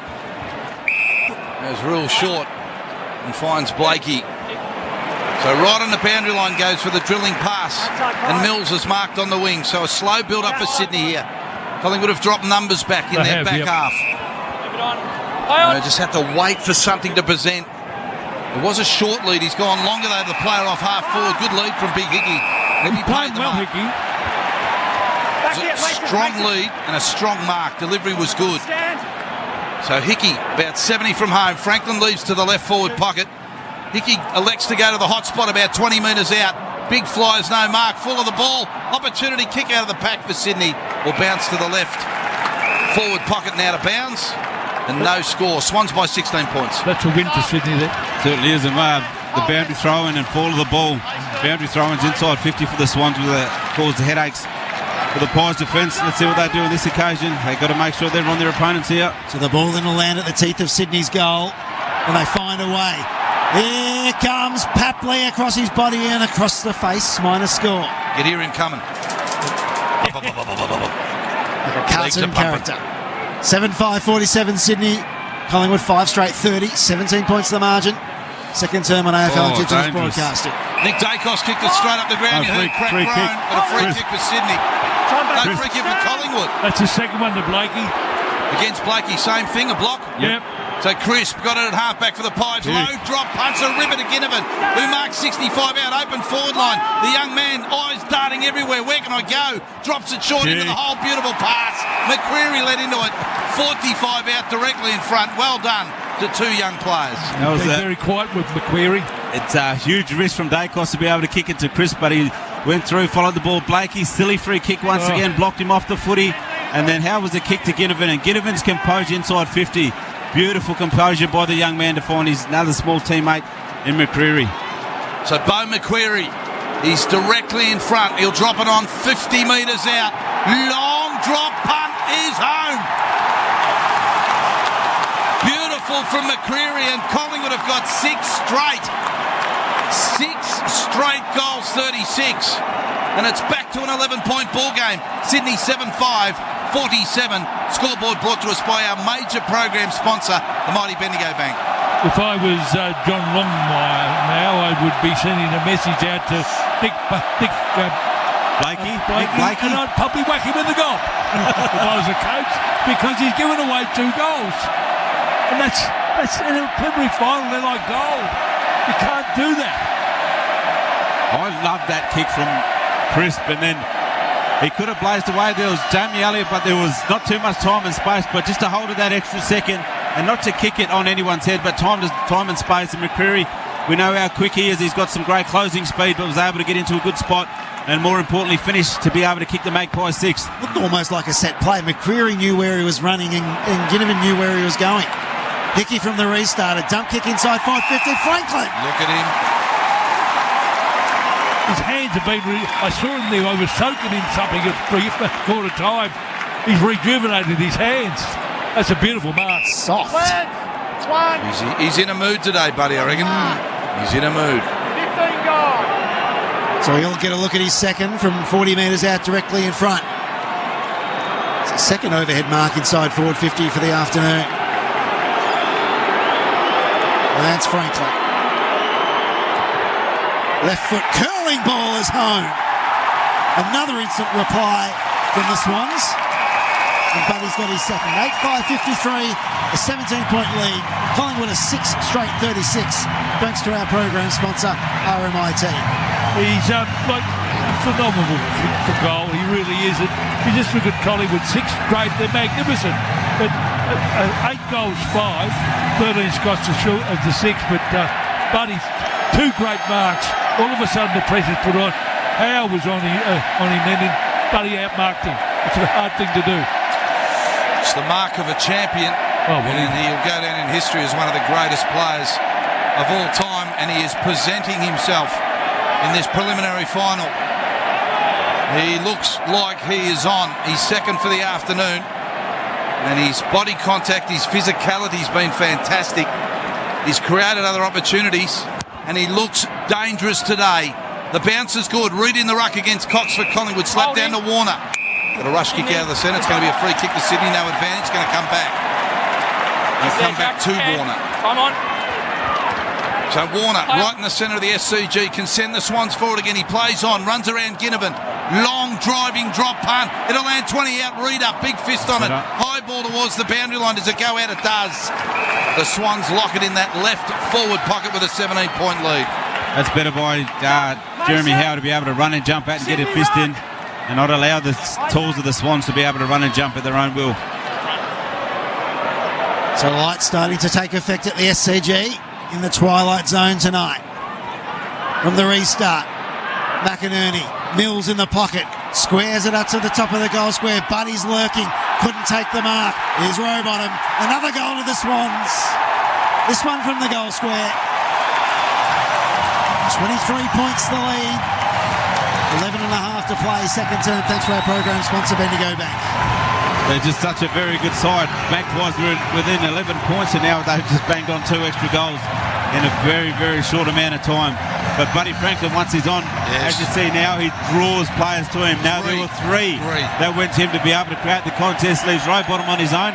Front and square once again. That's his second front and square goal in the forward. Obviously, in the forward 50 for the Sydney Swans, just getting to a dangerous spot. But Big Bud, that's what he does when he's on. He draws the other players to come there. But great centering kick by Callum Mills. And they just kick goals very, very quickly. The Swans, they're a very, very professional outfit. Ooh, dangerous time now. 14 scoring shots to 6, and all of a sudden they're starting to win the... You've got to get... Spot on by Andrew Cracker. 3 Collingwood players went to Franklin. They're getting a little bit buddy conscious now, and the Swans are feeding off that. The bounce is good.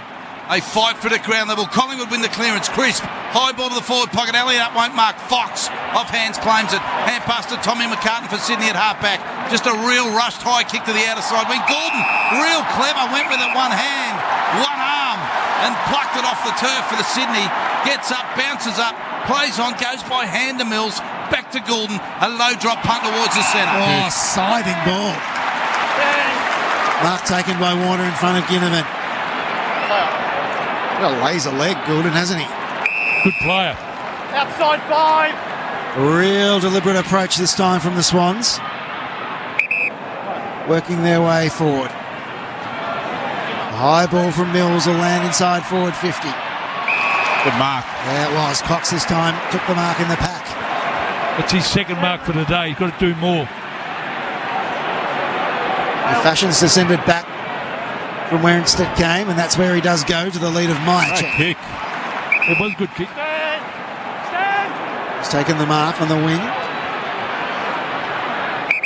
Move it on. High scoring final. 9-5, plays 6 straight. Swans by 23 points. And the Magpies turn to be a bit more deliberate in their ball use. Need to find another short one. Inside forward 50 they go. Is there a target this time? Elliott the crumb at the back. Slips a tackle, gets onto his right leg. Pulls it across his body. It'll land in the goal square. Blakey's got to take the saving mark. And he does. For the Swans at full back. So right on the last line, Blakey. A couple of acts that, well, certainly one that cost a goal. Yeah. Short kick to ramp in a 50. A 50 against Ginnivan. What was it for? Overstepped the mark. So it's a 50-metre penalty. No, he never. Mate, he never did. He never did, mate. Oh, that's harsh. That's a terrible call from that umpire. That is harsh. Kick to the wing. Blakey's got it for Sydney. So it creates an opportunity for the Swans.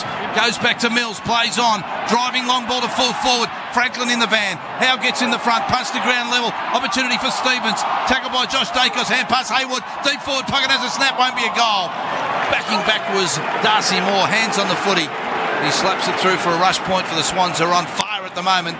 They lead by 24 points, 9-6-60, straight goals, 36 Collingwood. Oh, my goodness, terrible call. Terrible call. There's more. Brings it back into play for the Magpies. Nice leap by Hoskin Elliott. Couldn't take the mark. It was Quaynor. Dacos has got to be quick. Josh is stripped of the football. Free kick and advantage. Warner pumps the Swans back forward. And the mark taken by Papley. 50 metres out. He's got greed written all over him. He's gone in short to the pocket.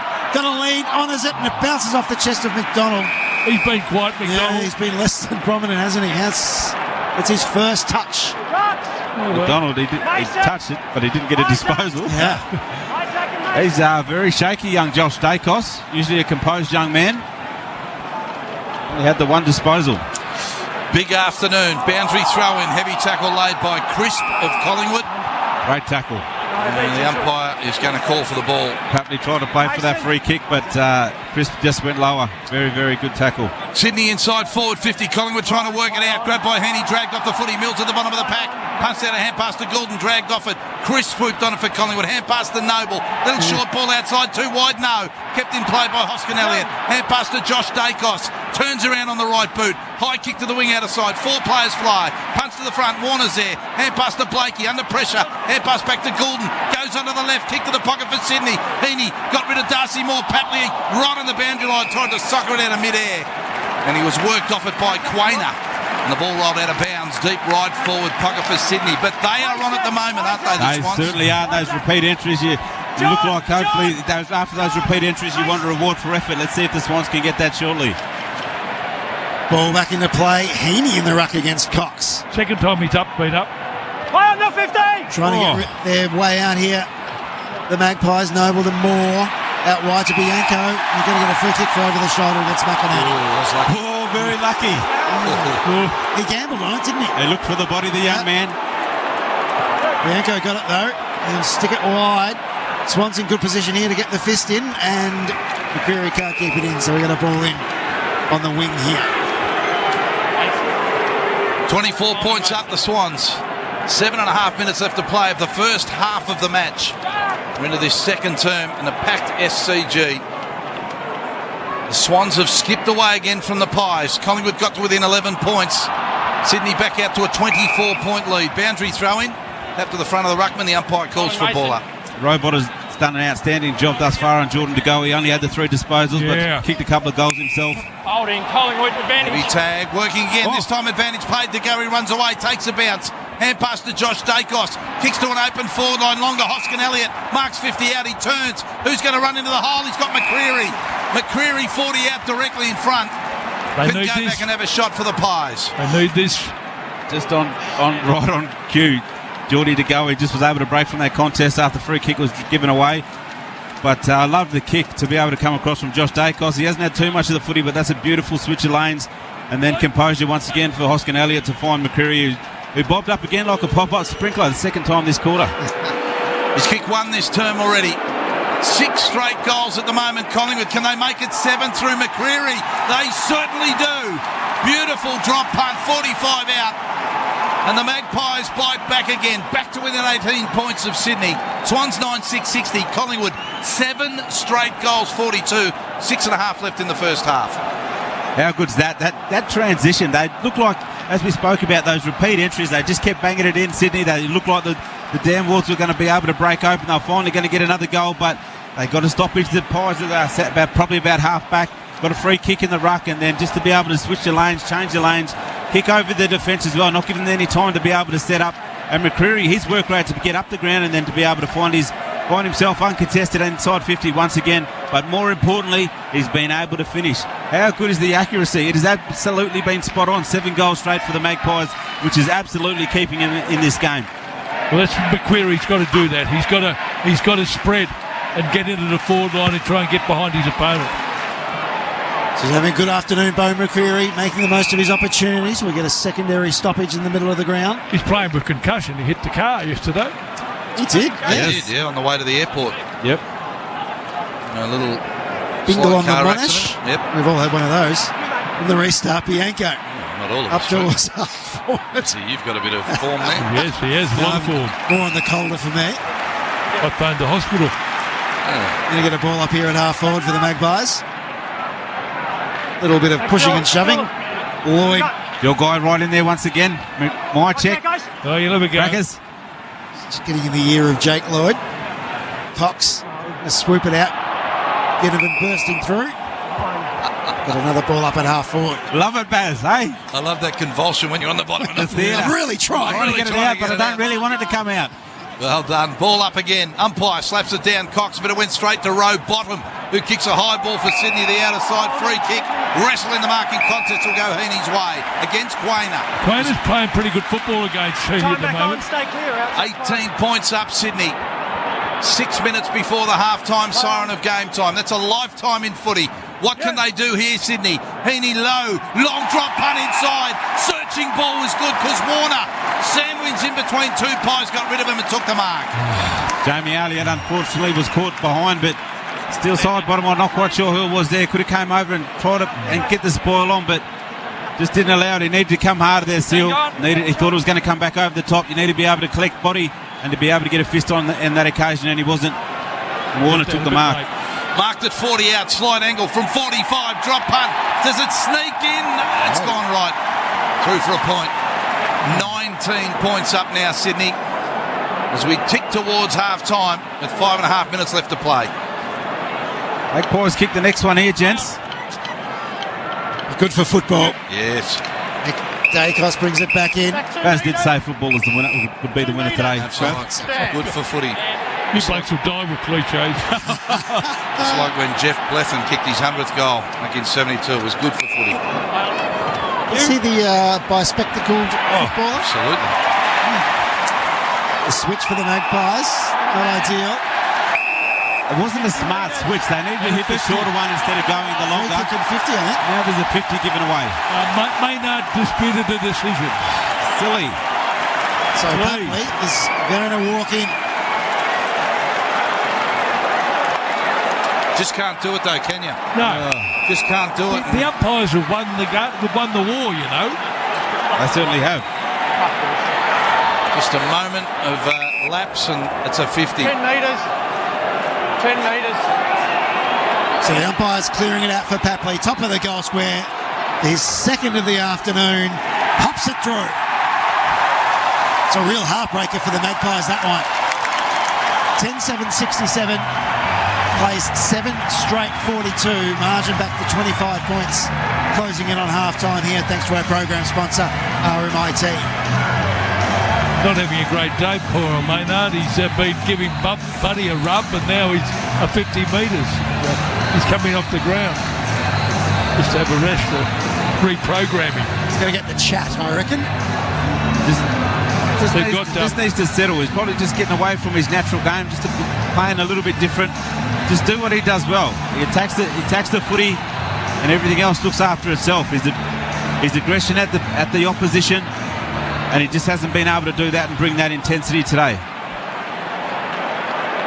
Oh, that Papley gives him a gob. I know if he did that, I shouldn't say it.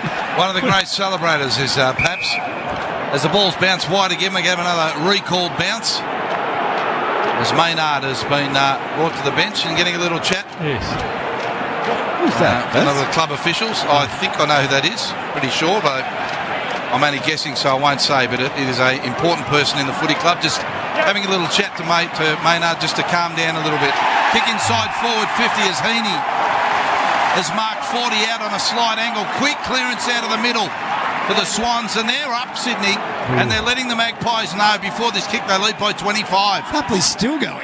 Well, that's what he does. He had to go with Quaynor because he ducked his head. That's what he's saying. That sort of stuff. It's was it Parker did it to Shields? As Heaney comes in, slide angle, drop it onto his boot, 48 out. He's all class, this bloke. What can he do? Drop punt off the boot. Doesn't look too bad. He's got it. Isaac Heaney says, I might get involved a bit here. And Sydney are out to a 31-point lead. All of a sudden, let's blink an eye. 11-7, 73 to 7 straight goals, 42. It's starting to look a bit dangerous for the Pies. It just looks like a little bit of self-preservation, I think. Obviously, they've got dangerous players, one-on-one inside 50, but what they've been able to do, the Collingwood Magpies, throughout the year, is they play selfless footy and one for one another. They come off their opponents and they're able to impact the ball coming inside their D50, and they haven't been able to do that thus far, and it's certainly working against them. Swans taking marks, being able to read the play and read the ball a little bit better off the boot coming inside 50. Warner on the last occasion, and now Heaney just then looking very, very dangerous for the Pies at the moment. Collingwood always play their second half very, very well. I hope this is the case because this is getting away from them. From the restart, they need to stem the bleeding and find one themselves if they can before the next siren, the Magpies. They get it to half forward, but it's kicked off the deck back into the middle of the ground. Warner knocks it to his own advantage, puts on the Jets. They're back inside forward 50, the Swans. Papley went down in the contest playing for a free kick. Murphy links up with Howe, and they'll clear the defensive lines here, the Magpies. Clean bowling the target on the wing in Cameron. Fox takes it over the line for a ball in centre wing here. He's not fashionable, Fox, but he's a worker. There's the replay for Papler there, just played for the free, waited for the contact. Umpire wasn't sucked in on that occasion. The boundary throw in, Hickey tried to slap behind, putting his head over it, might have been Lipinski, back to Cox, the big man. And he kicks a high ball back to half-forward. Johnson underneath it. Had a quiet day so far for the Pies. Crack. And the ball rolls out of bounds. Yeah, he certainly has only the one disposal. He hasn't been able to get it near it just thus far, but he's a man who can get to the right spots. Last week he had a good look and some good opportunities, but wasn't able to convert. But today, McCartan's doing the job on him thus far. Whistle here. It's a Sydney free kick for a holding decision. Just need to reset here, the Pies, don't they? So Florent. Just a frustrated to go, he gave that away. To Warner. And suddenly they're back inside their forward 50. McDonald the target, Murphy wears him. McDonald kept it alive. Papley grabs the football, grabs a chance, looks for a chest in row bottom, but it's chopped off by Lipinski. Yeah, and they're out here, the Pies, but his kick to the outer side wing's been dropped. Mark Hoskin Elliott now goes back onto it, spots up Elliott, who leads from 70 from goal, he marks. Long way from home. Just waits for the option to present, goes inboard back to Lipinski. 65 metres out now. Chips back into the centre to Dacos. That's Nick Dacos. Goes short to half forward to Elliott. Marks plays on to 48. Has a look at the goals. Goes long. He's hooked it and kicked the point. Oh, jeez. So first behind of the afternoon. It was a better build-up. It was a good build-up. Opportunity was given. 30 points up, Sydney. 2 minutes left to play in the first half. Great intercept by Lipinski, but Jamie Elliott, that's usually his bread and butter.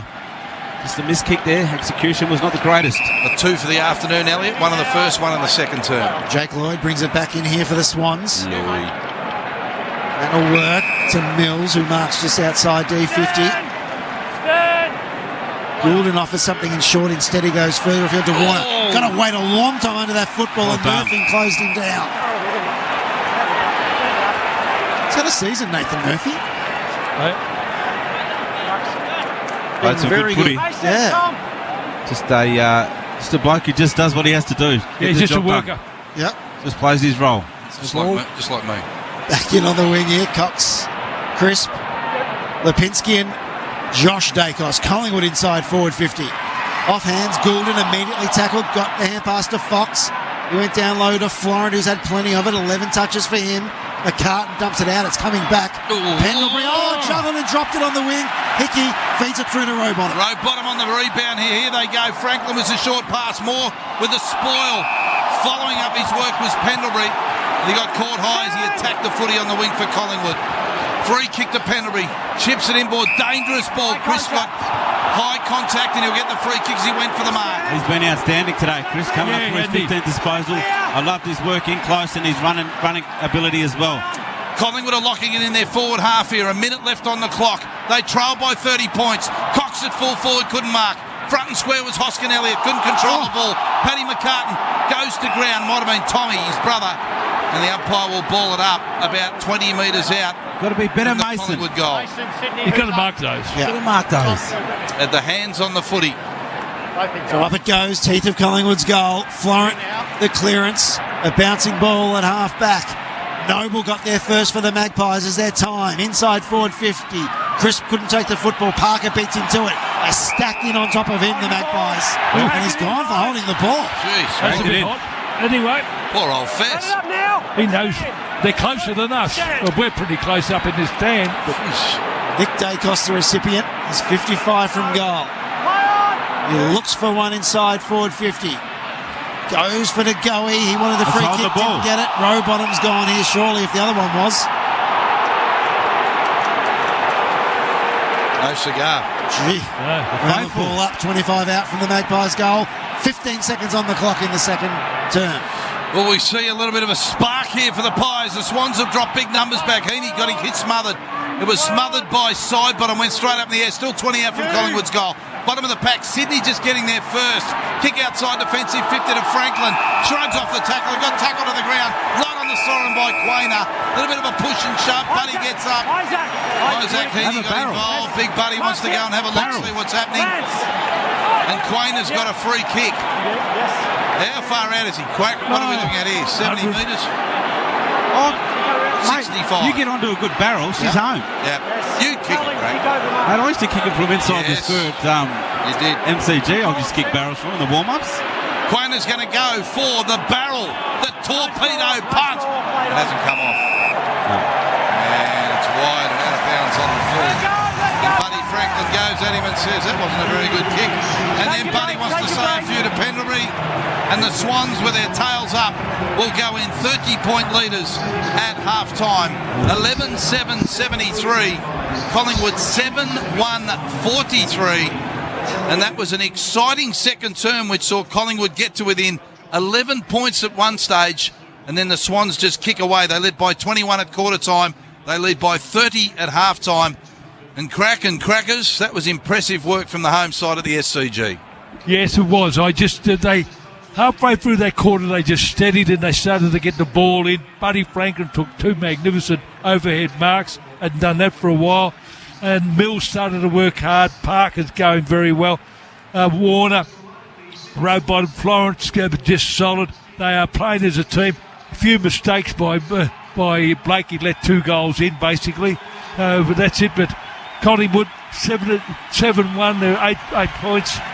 This 18 shots to 8. It could have been all over, I suppose. But Collingwood stick in there. They got character. I think Crisp is playing well. Quaynor's getting in there having a great. Lipinski's been all right. Pendlebury's all right. But I think poor old Steele, Sidebottom, and my old mate's starting to show his age a little bit. He just doesn't seem to get to the contest as much as he should. But I'm not going to give up on Collingwood, but it's going to get hard because this is hard football, small ground. Just starting to forward line. Heaney just started to poke his hand up there for a while. And when those get going, the Dacos boys have got to get going. There's been a few down. Young Given, I see the fly. Craig McRae was actually getting into his ear there when he had him on the bench. He's not giving him a lot. I felt sorry for the kid, though. That 50 metres wasn't his. That was a mistake by the umpire. Not that I blame umpires and bash them, but that was a bad one. They don't make mistakes. No, they haven't. No. In the 52 years I've been mixed up in this game, they've never made a mistake. No, they haven't. But Ash Johnson's certainly been quiet in the forward 50 for the Pies. Ginnivan, as we spoke about. Josh Dacos got to start to get a couple of touches late in that second quarter. Hoskin Elliott, Bianco as well. McCreary kicked a couple of goals. Didn't have many opportunities, but he made the most of them. Geordie Ngoe, he's one for mine. Rowbottom's doing an outstanding job, so he just needs to try to get off the leash as well. Braden Maynard, he's one that you don't really see that from him. You know what you're going to get, but he looks like he's a little bit flustered today. But the Sydney Swans are just playing an outstanding brand, very efficient inside 50 with the Magpies. They've only, the 18 shots to the 8, so 10 more shots on goal, but they're a lot efficient once they get inside 50. Chad Warner, the one for mine, I think, in that second quarter, he really broke it open. He's working his ability to be able to break from stoppages caused real headaches for the Pies, unfortunately. Mills was getting a whole lot of the footy. He's had 17 as well. And as you spoke about Hickey's done an outstanding job in the ruck thus far. It's a huge turnaround at half-time. I think we can say that comfortably for Collingwood now. 30 points is certainly attainable, but the form line of this game thus far, this is a massive turnaround for Collingwood to come back in this second half, because 18 scoring shots to 8, that's a big discrepancy in a half of football, and they've got a fair bit of work to do, the Pies, and just in that last 5 or 6 minutes, as you call, Crackett, they just looked a little bit off, the Pies. They lost their way a little bit. A few disciplinary issues, Crackers, there at the end, and they've got to go and regroup. And Craig McRae's been able to do this all year, as you said, Crackers, during that second term. They're better halves of their second halves during the year. But, geez, they've set themselves up for a tough one in this second half at the SCG, because the home side are looking red hot at the moment. They got to within 11 points, the Pies, in that second term. They looked dangerous.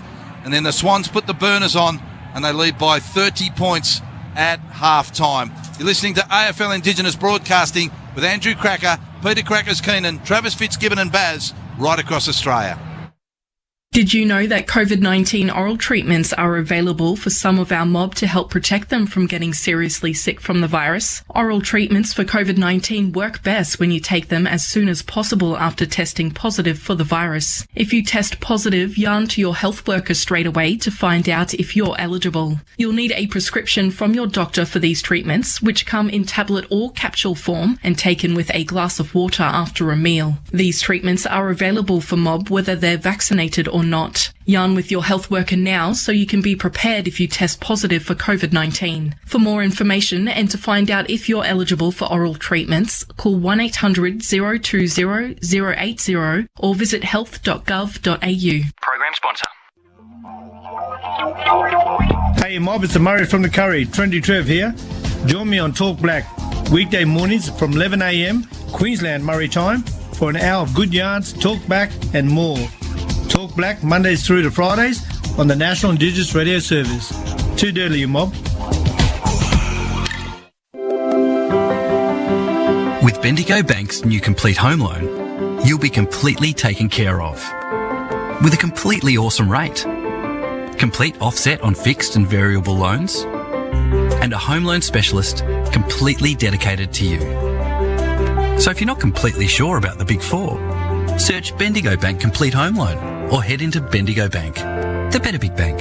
Lending criteria, terms, conditions, fees and charges apply. Program sponsor. Second quarter highlight.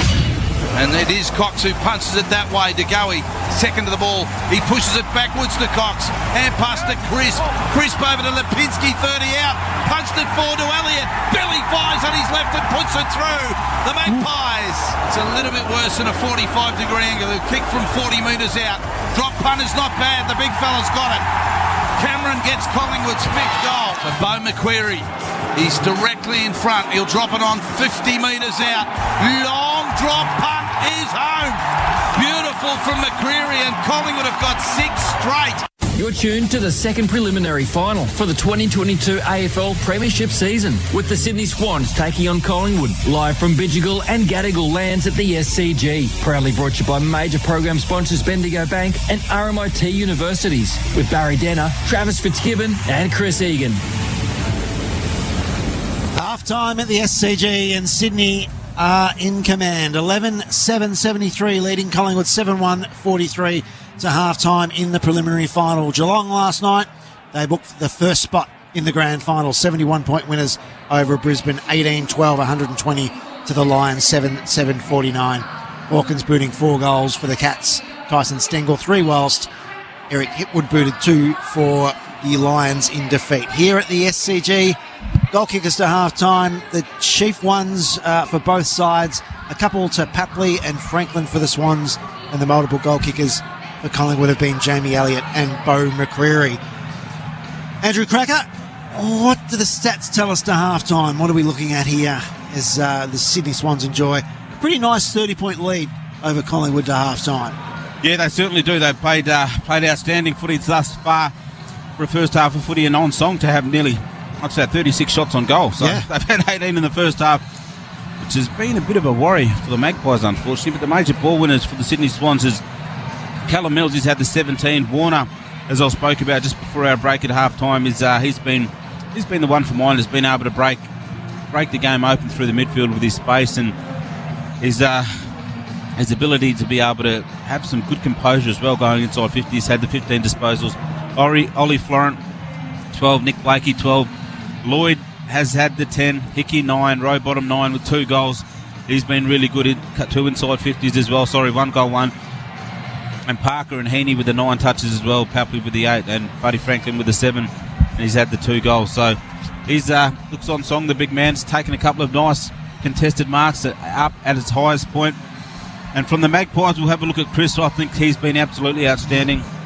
His ability to be able to cover the ground and win the ball at the contest as well. He's had 15 disposals. Lipinski worked his way into the game in that second quarter with the 13. Scotty Pendlebury, 11. Nick Dacos, 10. Quaino, 9. Darcy Moore, 8. Side bottom, 7. Howe and Noble, 7. Darcy Cameron and Elliott, 6 apiece. And Jamie Elliott, as you mentioned before, with the 2 goals to go as well. So they're the major ball winners on the ground thus far.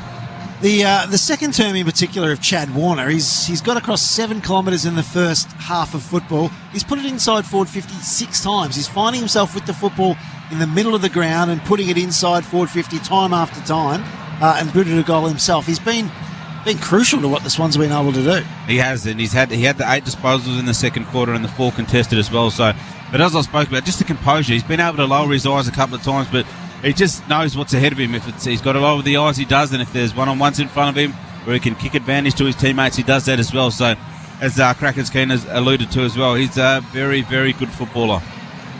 It's 30 points. Collingwood have been able to finish from behind at three-quarter time. It's only half-time at the moment, obviously, but they've come back and won games, I think, 6 times across the season from being behind at three-quarter time. What are they doing? What's the belief like in the rooms? What's Fly McRae doing with the squad right now?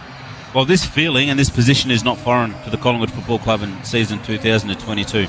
As you just spoke about, they've been able to come back when they've been behind at half-time, three-quarter time as well. So they'd have confidence and belief to understand, okay, we know that we have got the people to execute the game style to get ourselves back in a position where we can win it. Obviously, you're not going to win it in the third quarter. You're just going to chip away and then be thinking, okay, get to three-quarter time when we're in striking distance, we know that we can do it. We've got the game style. We've got the players to be able to do that. So, and you have a look at these stats as well. As I said, Maynard, he's only had the 4. Myercheck, he hasn't kicked the goal yet, but he's going to keep working. He's a workhorse. DeGoey, 4 disposals. McCreary had 2 goals, only the 4 disposals. Bianco's one who can work. Hoskin Elliott can get a fair bit into it. Josh Dacos is the one for mine. He's the one. His ability to be able to link up. He's had an absolutely outstanding season. So he's been very quiet for his standards tonight. Ginnivan as well, and Ash Johnson. I think he can certainly give more. So in saying that, yes, they're 30 points down, but the upside and the guys that are having down days have got massive room for improvement. So that's the belief that I'd take into this second half. But if I was sitting in the Collingwood camp. What about the Swans? John Longmire, he's in command in a preliminary final. They're 30 points up, but the job's not finished. What's he doing with his squad at halftime to keep them focused and keep Collingwood at bay? I think they just need to be able to understand what the game is and just to be able to stick to their style and stick to their process, because what they've been able to do has got them in the position what they are in now. So there's no need to do anything drastic. If it's time to go quick, go quick. If it's time to slow down, slow it down. If we're not kicking goals, neither are they. So they just need to be able to be smart and make sure they don't need to do anything extraordinary, just to be able to keep playing the basics and playing the percentages as well. So that's all that John Longmire would be telling his troops, I think. He did stop them, I think. Try to stop them thinking about the first half, because they had 18 scoring shots. That's not good. And they'd be trying to say, look, we've got to be more accurate. Forget about the 30 we've got in the bank. We have got to win this by a lot, because Collingwood will come back. That's the nature of the beast. They will come back. They've been doing it for 12 weeks, and they will come back, and they will show a fair bit of courage in this one, I reckon. Collingwood have lost just 2 of their past 15 games. So they find a way, don't they? The Swans are on an 8-game winning streak. So these sides know how to win football games. It's going to be really, really interesting. Crackers, how have you seen Lance Franklin and Darcy Moore match up? Well, they haven't matched up. They really haven't. They haven't. I was just expecting poles apart. I wrote that down at the start. This will be a big contest, you know. And like we talked, Stephen May beat Buddy Franklin very easily, and I thought, well, Darcy Moore take him on. Darcy Moore, he hadn't been on him. They're using Howe on him. They're using Maynard on him. I'd be using, and Buddy's taken 2 overhead marks and a lovely chest mark. I don't know. I can't, unless they think that they can get better use out of Moore by running off and creating, and they're not showing Buddy the respect that he deserves. They're putting a little bloke on him and I would say that they've said, well, he can't mark over his head now. He's proved him wrong. He's taken 2 ripper marks. Darcy Moore is a key defender. Yeah. Let him defend. Everything else will work off from that. And that's what I think they just got that a little bit, as you spoke about, Crackers, just that process and his attributes just mixed up in the wrong order. Let him defend first. Once he does that, then he can use his attributes to be, because he's certainly got more agility and he's going to be able to work off Buddy. So if he does what he has to do, then he's going to be able to link up, and then his normal game style is going to come into play. Same with Maynard. He's not been able to do his normal role. Yeah. He's just been able to get caught off, and as I spoke about, his intensity is a little bit off, and hopefully it just goes back to basics, and his intensity and his attitude to be able to harass and attack and defend, and then work off from there and get his game plan going. But he's Buddy conscious. He is. That's what he said. And what Maynard does is he runs off. Yep. You know, he does attack. Yep. Siren sound, so both clubs not far away from re-entering the arena. It's the Swans by 30 points. We'll take a break on the other side. A big second half in the second preliminary final. You're listening to all the AFL action on AFL Indigenous Broadcasting on the NIRS network right across Australia.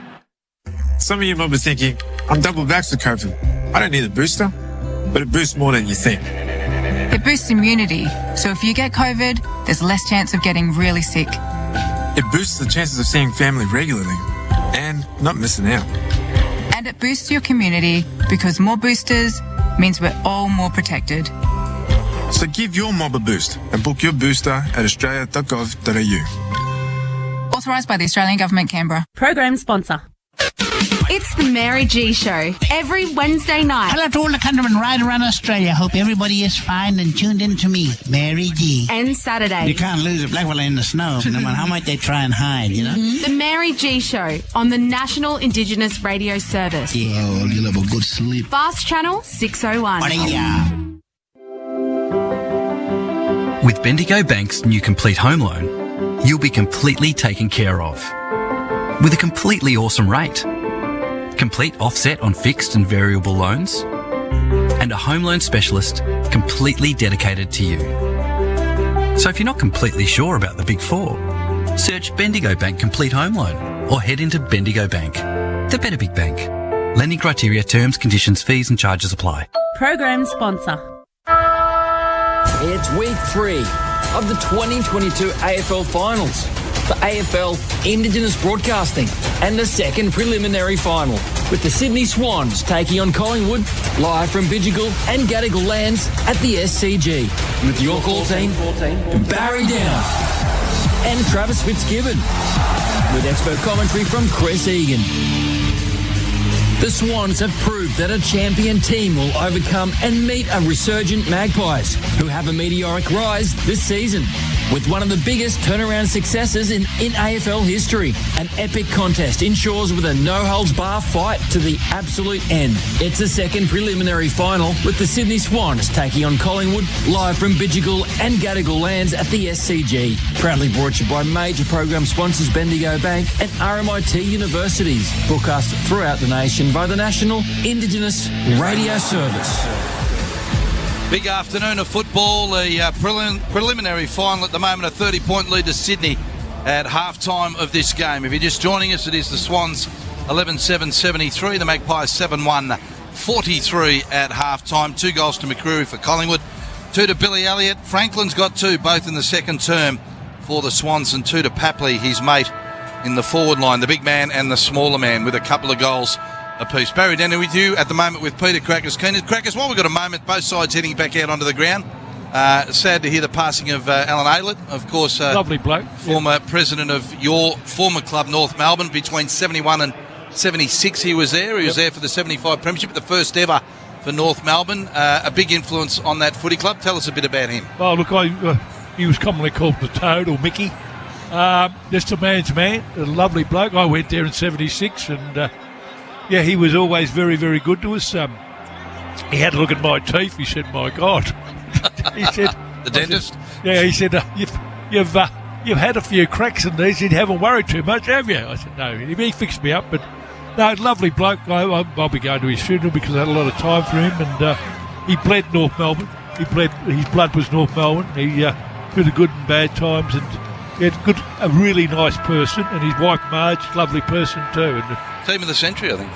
Team of the century. Yep. Like, he probably voted about the fourth best North Melbourne player ever.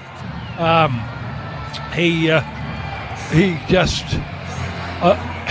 started the AFL off basically, and that's what his vision was. He wanted the AFL vision, and he was always you could go and have a chat to him anytime you like. And actually, he told me to do something one day, but I won't mention what happened. But I did get a broken hand out of it. but like he was, I'll miss him. He hasn't been well for the last 5 years. Last time I met him was about 5 years ago, and it was next to our broadcast position, and I had a talk to him, and I thought, And then I spoke to Barry Cheatley, his great friend. He said, Alan, it hasn't been that well. And it was sad to hear the passing today. I think you've done the wrong thing here. You sent those blokes in the grandstand to go to the toilet, and I reckon the game's about to start. Here we go. So we're underway in the second half, and it's a 30-point lead to the Swans. Bounce is good. Off hands grabbed by Pendlebury, the Rolls-Royce for Collingwood. Can he create early? Little hand pass out wide is good. Crisp has got it. Gives it to Josh Dacos. Dacos left foot ball towards full forward, and the mark taken by Cameron. Cameron is about 20 metres out, and he's going to go back and have a shot for Collingwood. So this is the perfect start for the Pies, Crackers. This is what they need. Well, they've got to get it out of the centre, which they did. And that man, Crisp, again, that Andrew was talking about. And, like, Cameron, he's awkward. He's an awkward big fella, but he's got good hands. He anticipates well, and he can kick a goal. And do they need this? So this, in the context of this preliminary final, is a critical kick for Collingwood. Seconds into the third term. They trail by 30 points. He sliced it right. It's far too right. Just didn't come off the boot at all. It terrible just went kick through for a point. So 29-point leaders is Sydney. And as I said, we're just seconds into the third term. So Lloyd will bring it back in for the Swans. Lloyd. A hand pass over the top, and they'll find their way out from the boot of Tom McCartan. It was Heaney. I don't know if that was luck or good fortune or good management or what, but he found Mills on a half volley. But again, that pressure comes from the Magpies, and they're forced to stoppage. Maybe a ball in or a ball up. Not much indication here. It's going to be a ball up, so they'll roll 5 metres back in from the boundary line and pop it up. Cox takes front position. Crisp. Well tackled by Mills, and it's holding the ball. He's a tackling between Mills, isn't he? It looks like Sam Reid, Crack, I think you're onto it. He's been subbed out. Yes, he has. And I didn't see who the sub who came on. Braden Campbell. Campbell. Yep. So Sydney have activated their sub, Sam Reid. We'll find out what's wrong with him. He had a hamstring problem. They were rubbing his hamstring during the second quarter. So it might have got hold of him, and he's off the ground. And as Crackers and Crack said, what a terrific start in that first term. He was so prominent for Sydney up forward. A terrific foil for Buddy Franklin as the Swans work it forward here. Little short ball from Parker was brilliant. He just waited, didn't he, Crack? Yeah. He waited for Fox to present, and he's got the mark. Yeah, just lazy by the Pies. Just to be able to give him time and space. And just knows that his teammates do that. He's just going to hold it up, and once something bobs up, he's going to pull the trigger and find them inside 50. It's another known goal kicker, Fox. He hasn't kicked one this year, 2022. He's 13th game for the season. He fires. Does it come back enough? He's pushed it right and it stays right. So the Swans back out to the 30-point lead they had at half-time. An abductor concern for Sam Reid is what's taken him out of the game. Right, abductor.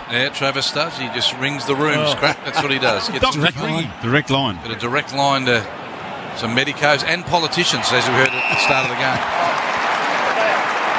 The carton, Tom takes them up. Boys. Yeah, they're bear traps, aren't they? So Tom's 60 out. He's been called to go. Pops it 20 metres out. Big fly. McDonald takes the mark. He hasn't done anything all day except shake hands with his opponent. He's taken a ripper. Now Buddy's going to get in the ear of Maynard. Where were you, Brayton? He hadn't. Oh no, that's Tommy McCartan with the mark before. Get the ball inside 50. 15 gone. And then he was just able to run and jump on his own. Out with me, Ryan. Murphy didn't go with him. So top of the goal square for Logan McDonald. For the Swans, 12th of the evening. Pretty regulation. Pops it through.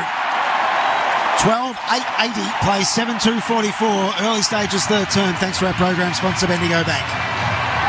Yeah, just a little bit too easy. They just haven't had that same grit and same tightness, I suppose, as they've been able to have all year. The Collingwood defence, the Logan McDonald, as you spoke about, he hasn't done much. That's his second disposal. He was able to take a mark, a really nice mark, and go back and finish and kick the Swans 12th for the night. Makes it hard now, 36.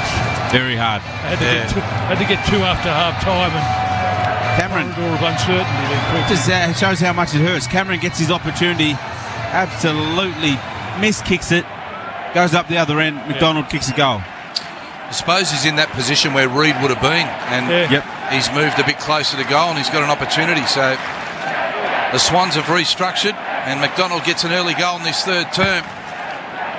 And as Cracker said, what was hard becomes harder now for Collingwood as Pendlebury kicks it off the ground out of the centre forward. Florent got in front of Ginnivan, brought the ball to ground. Dacos up to the bottom of the pack, tried to shuffle it out to Pendlebury. Mills got in the way though. Hand pass back to Lloyd. Goes onto the left boot for the Swans. Papley got rid of Quayner beautifully. Used the body and marks in the centre of the ground for Sydney.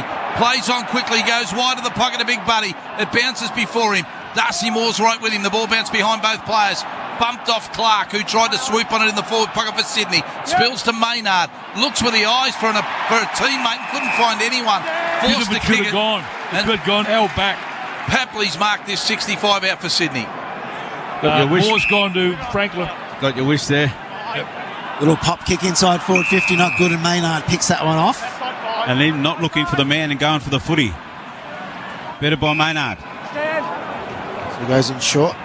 That'll work for Crisp. On defensive 50. Just that wife is a goal you needs to get into the game. He puts it up towards half forward. Marking contest. Ball got to the back. Florent thought his way through it. Dumps it up to the wing, and Quaynor takes the mark here for the Swans. For the Magpies, rather, with the flight of the football. He'll switch back to centre half back, and they'll reload here. The Magpies. Moore to Nick Dacos in the centre circles. Picks one off towards half forward. Pendlebury knocked away from him. Crisp in support. Whistle comes, holding the man decision here for Collingwood. And Jack Crisp. Go. Crisp got it just forward of the centre. Eyes darting left and right. Where can I go? The Swans drop back in numbers. They set up the zone.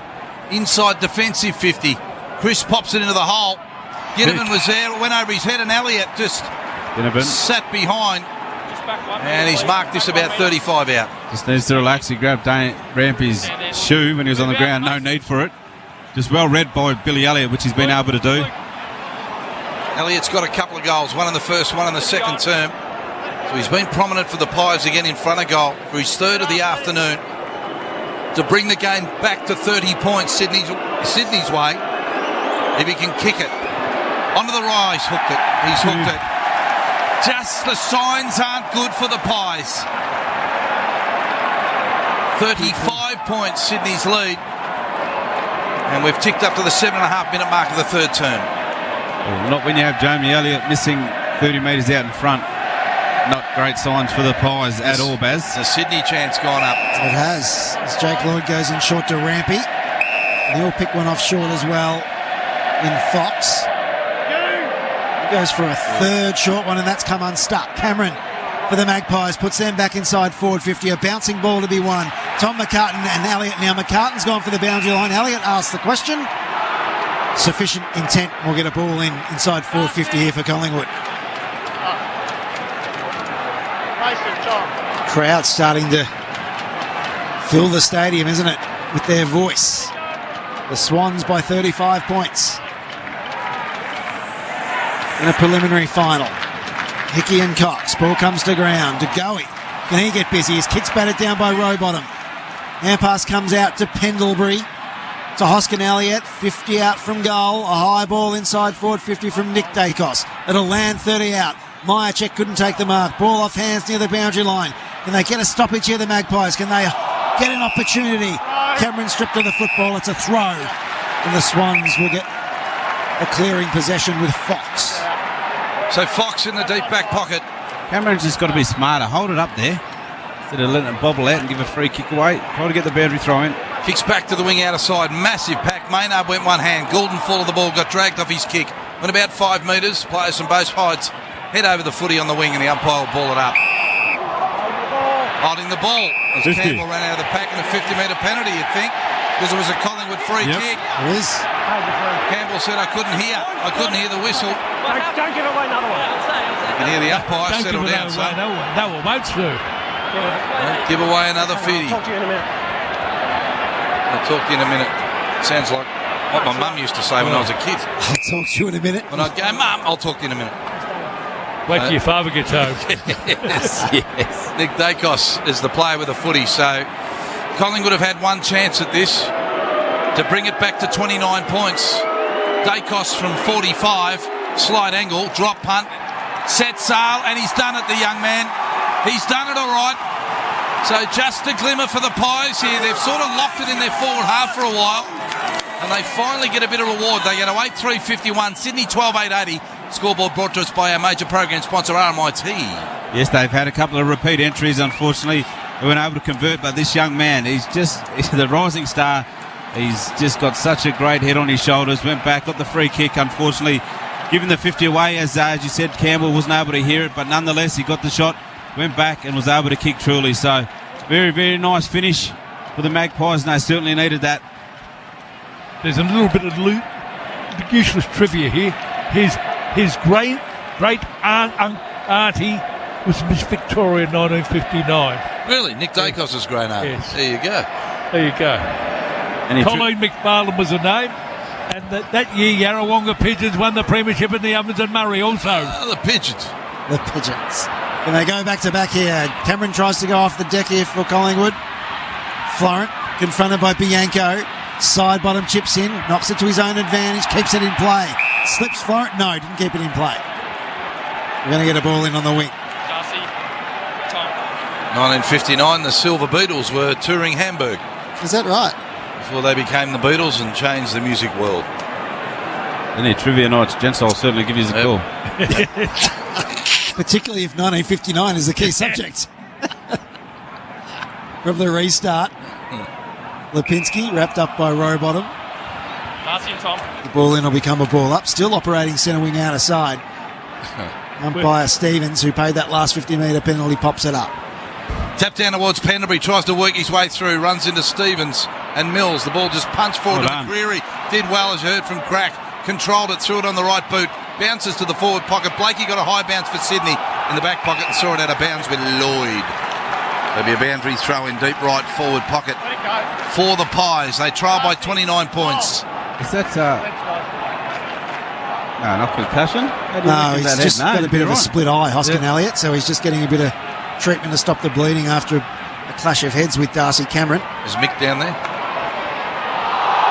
Sorry? Mick the trainer. Mick the gainer. Cut me, Mick. Cut me. Remember that? Rocky? No. That's beyond my realm. Half-back the Swans operate. Kick forward. Watch Rocky? Blackie, I did, but I was a kid. I didn't take it all in. Darcy Moore. You can remember his old man from about the same time, winning Brownlows for Collingwood and Melbourne. Risky kick, pitched off by McInerney, and he's off to goal. 3 bounces into the goal square, and now it's starting to get very tricky for the black and white. 13-8-86, 8-3-51. 35 points to the margin in favour of the Swans, thanks to our program sponsor, Bendigo Bank. Well, high risk, high reward. That was high risk by Darcy Moore. And dare I say, the horse is not in the stable. It's bolted. Just trying to find that corridor to find something. Yeah. The Pies, and unfortunately on that occasion, just a little bit of a floating ball that went too high. Allowed the spoil on the target. The target was Howe. He had to wait, and McInerney read that beautifully. He just sat in the air too long, and there was no one in front of him. He streamed in from 52 bounces and slammed it home. 35-point lead of Sydney. I won't say they look unstoppable, but they certainly look comfortable at this stage of the game. What can the Pies muster? We know they fight. Cameron at ground level, punched it out towards the wing here, broadcast side of the ground.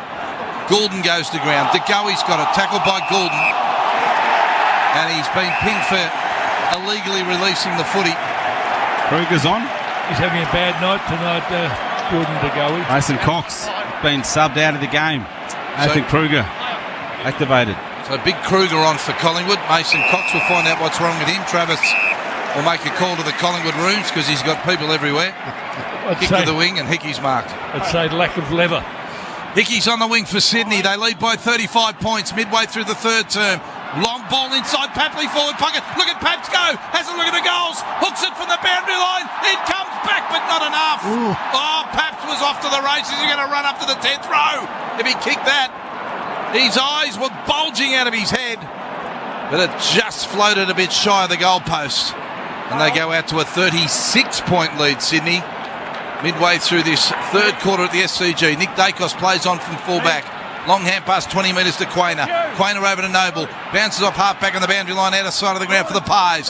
Low drilling drop punt along the line. Punched out of bounds. Blakey got a fist on it for Sydney.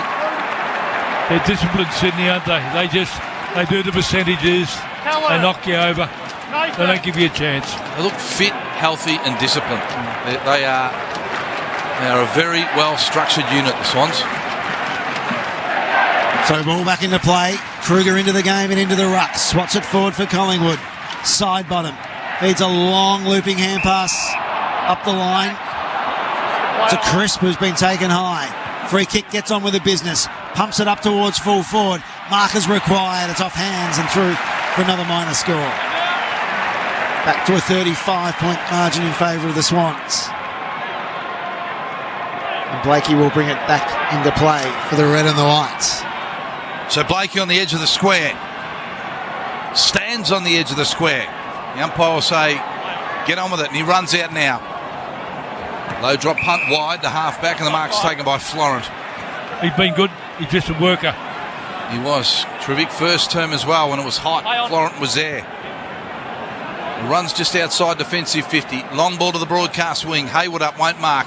Punch to ground level. Penderbury snuck out a hand pass to Quainer behind the pack. Quainer tried to find the corridor player. Crisp inside. Hand pass was a bit high, allowed Goulden in for the tackle. Ball on the deck. In dispute at ground level. And Parker puts his head over it as he's done it 3,000 times before in his career. Could have played for Essendon. Yep. Sydney just does that so well. Allows them to come in the corridor and then just closes space really well. Mills a flashing boot at that ball. Couldn't find possession to go. He did. His possession chopped off. Hayward working hard for the Swans. In and out of trouble. They sweep one out towards Goulden, who got an awkward bounce. Pendlebury pushed him off the football. Good enough to find Warner. A squeezy little one inside forward 50. Ball to be won at ground level. Heaney doesn't have a clear path. It pops out towards Hayward. Spun in a tackle. All stripped of the football there was Campbell. Ball still to be won at ground level. Ginnivan brought to ground by a couple of Swans. We'll get a ball up 45 out from Sydney's goal. They're tackling very hard, the Swans. They're magnificent. Ginnivan searched for the body contact, had nowhere to go, so he did well to hold it up. But, geez, ball security. They are relentless. There's Kruger in the ruck for Collingwood. Didn't tap it, but picked it up on the bounce and hacked a big high ball forward to the centre. Mychek's got it for the Pies. No one inside forward 50, so he goes long from 65 metres out. The ball bounces, doesn't go through. Stays in play. Tommy McCartan got there first. Squeezed the little ball to Mills. Ginnivan puts the pressure on him. and releases the ball from his hands and punts it out of bounds. Collingwood lock at 35 around from their goal. Well done, young Ginnivan. The boy from Newstead.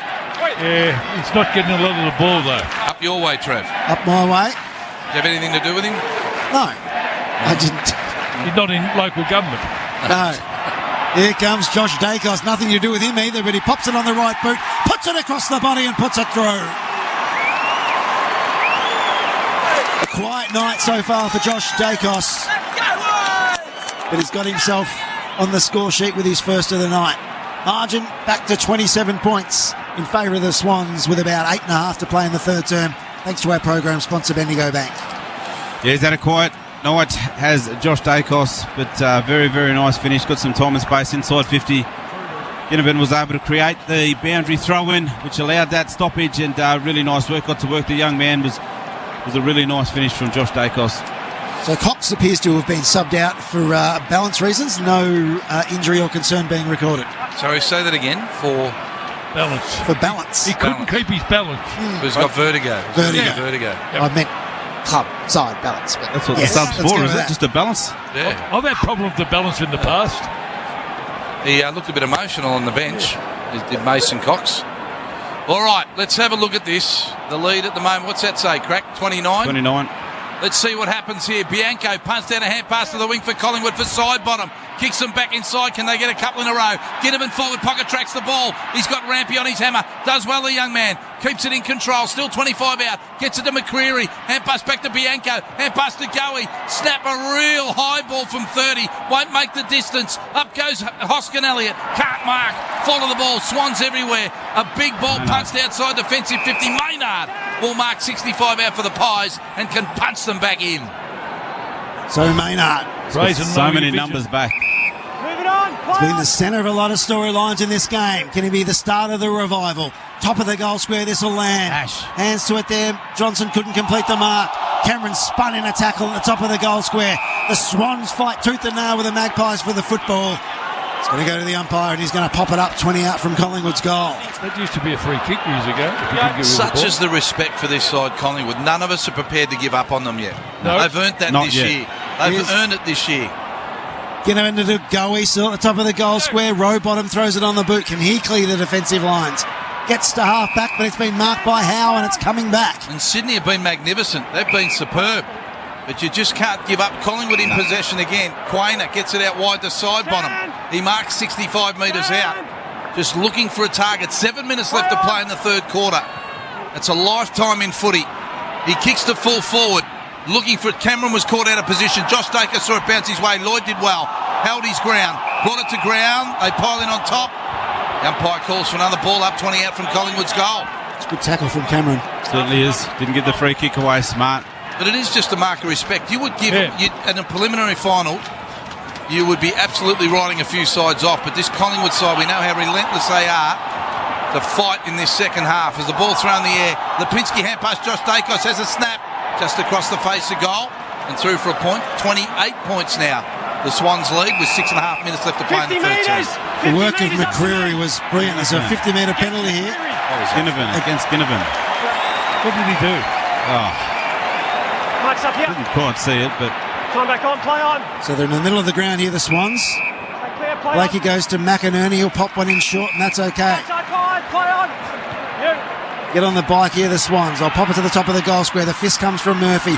Ball will be 130 out from the Swans' goal. The Goey stands strong. Beats a hand pass through, and the Magpies can build from half back. A chain of hand passes ends with Pendlebury on the wing. Up towards half forward for Ginnivan, who marks. Looks around at his options from 45 and will set himself for a shot. Have a crack. Settle down, young man. How's the fist from Murphy? Just to be able to get over.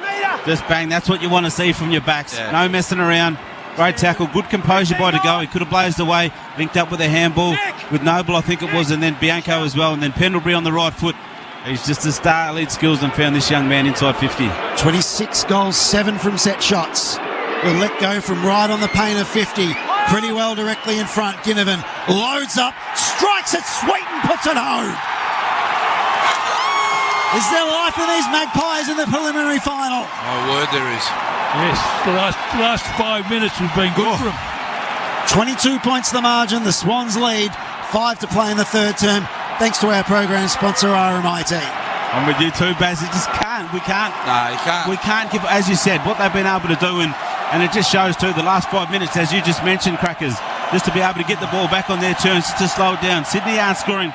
Silly free kick that the young man gave away, the 50-metre penalty, but he made up and he was able to convert and kick the goal to be able to kick the Magpies third this quarter. So beautiful fist, as I said, about from Murphy, but great work. And another couple of quick ones from the Mags, gents. You never know.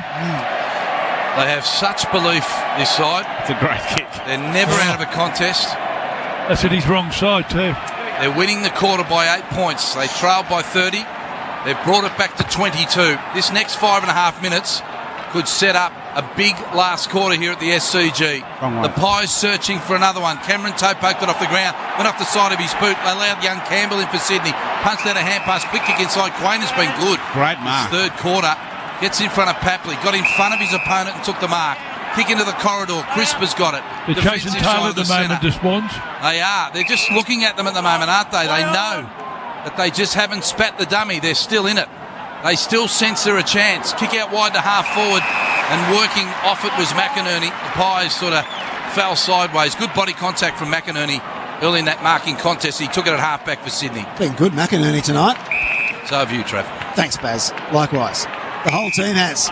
And there's still plenty to play out, you feel, in this preliminary final as Fox dashes up the middle of the SCG, went for Franklin, went over his head.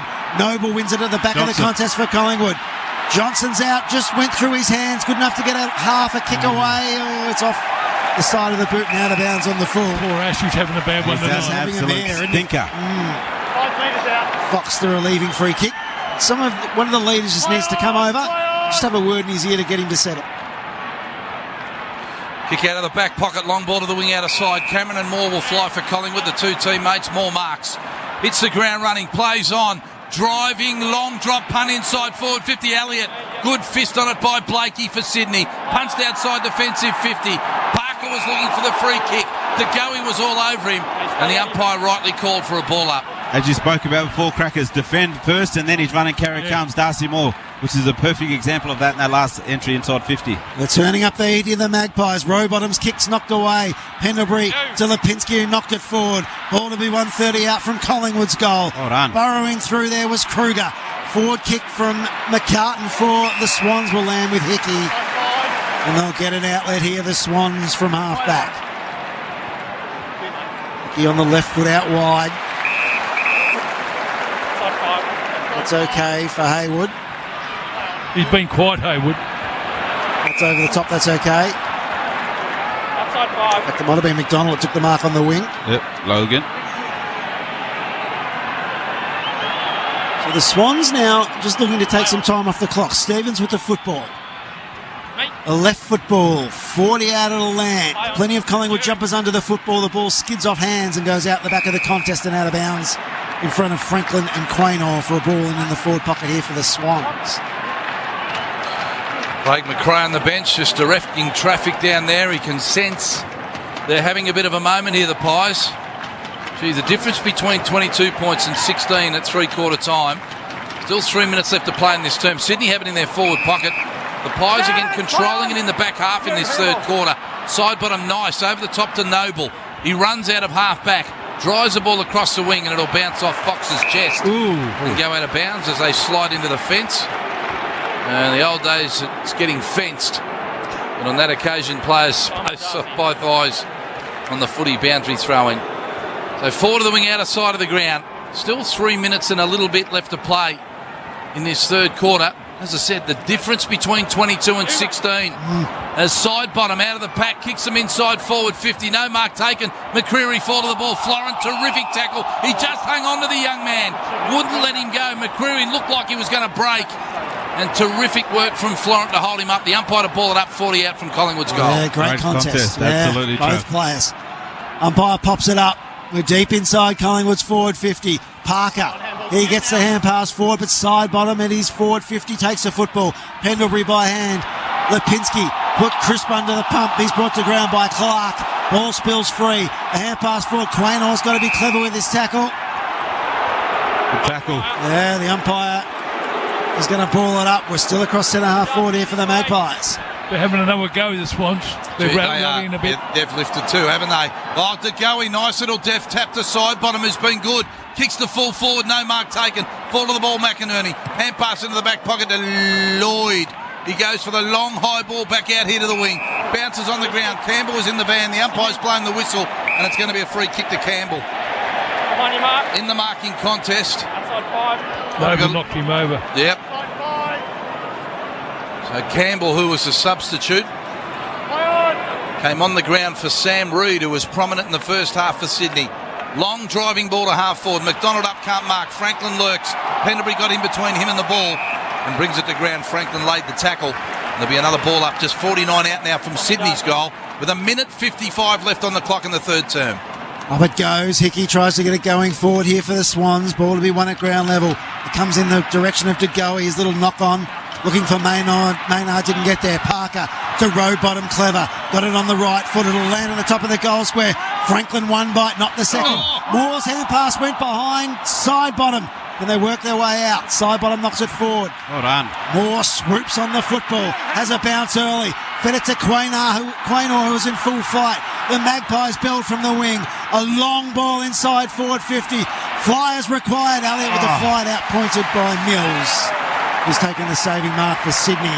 Ice water for blood.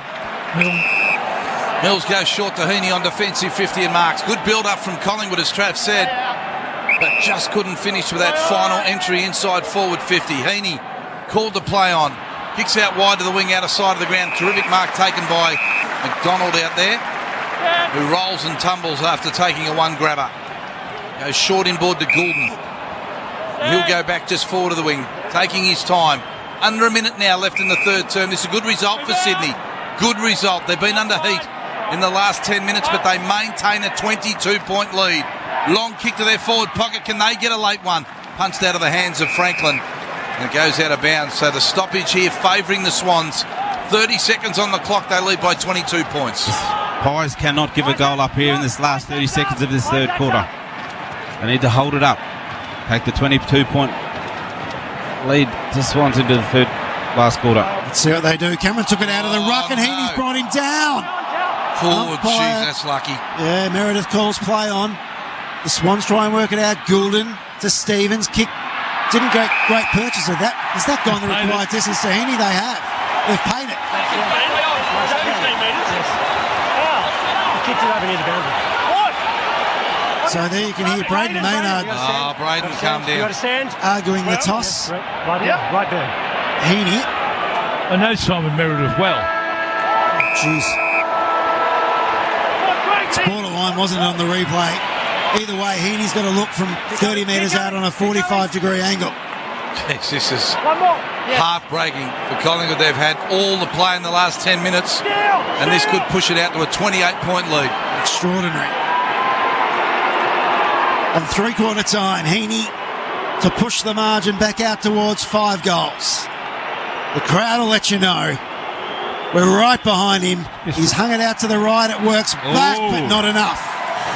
Is that the impetus for another famous Collingwood comeback? At three-quarter time, Sydney 13-10-88, leading Collingwood 10-5, 65. A big final term on its way from the SCG. You're listening to all the action on the AFL Indigenous broadcast via the NIRS network right across Australia.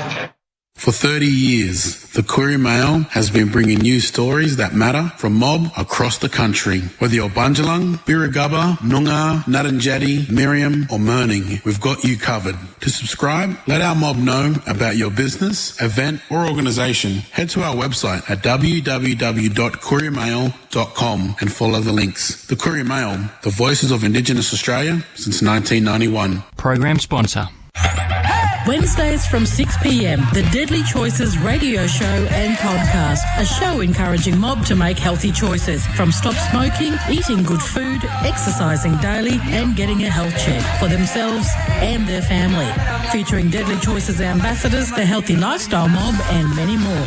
So tune in to Deadly Choices after 6 p.m. each Wednesday and on demand throughout the National Indigenous Radio Service.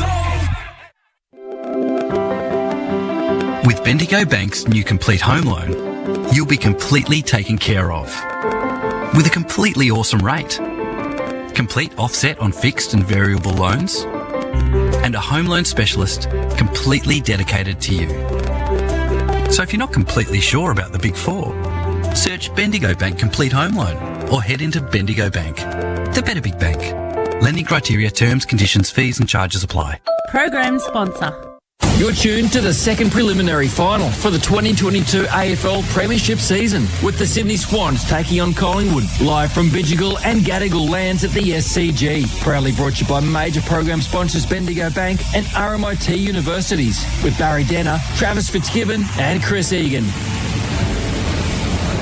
Andrew Cracker, Peter Cracker's Keenan here this afternoon. Chris Egan couldn't make it, but great to be surrounded by some of the game's greatest ever here this afternoon. It is a 23-point lead to Collingwood, to Sydney. Sorry, I'm a bit confused. Sydney at three-quarter time, but Collingwood outscored them in that third quarter was what I was getting at. They kicked 3-2 against the Swans. It's the first quarter Collingwood have won for the Mats. So are we going to see an exciting final term? Crackers, you can kick us off. Cracks wave to you. So what do you think? I reckon we will, because Collingwood just don't go away. They got a great belief in themselves, and that quarter their backline started to run. Moore got on to Buddy and started to run off him and really attacked the ball. Quaynor was there. Crisp was playing good football. Lipinski's been pretty good. The only problem is they've got to get more out of. They've got to get more out of Degoe. He's not doing enough in there. Warner's playing pretty good football. Florence been good. Mills is just solid. Hickey's a dominant ruckman on the ground at the moment. It's 23 points. Collingwood have got a belief in themselves. They don't want to. They won't roll over.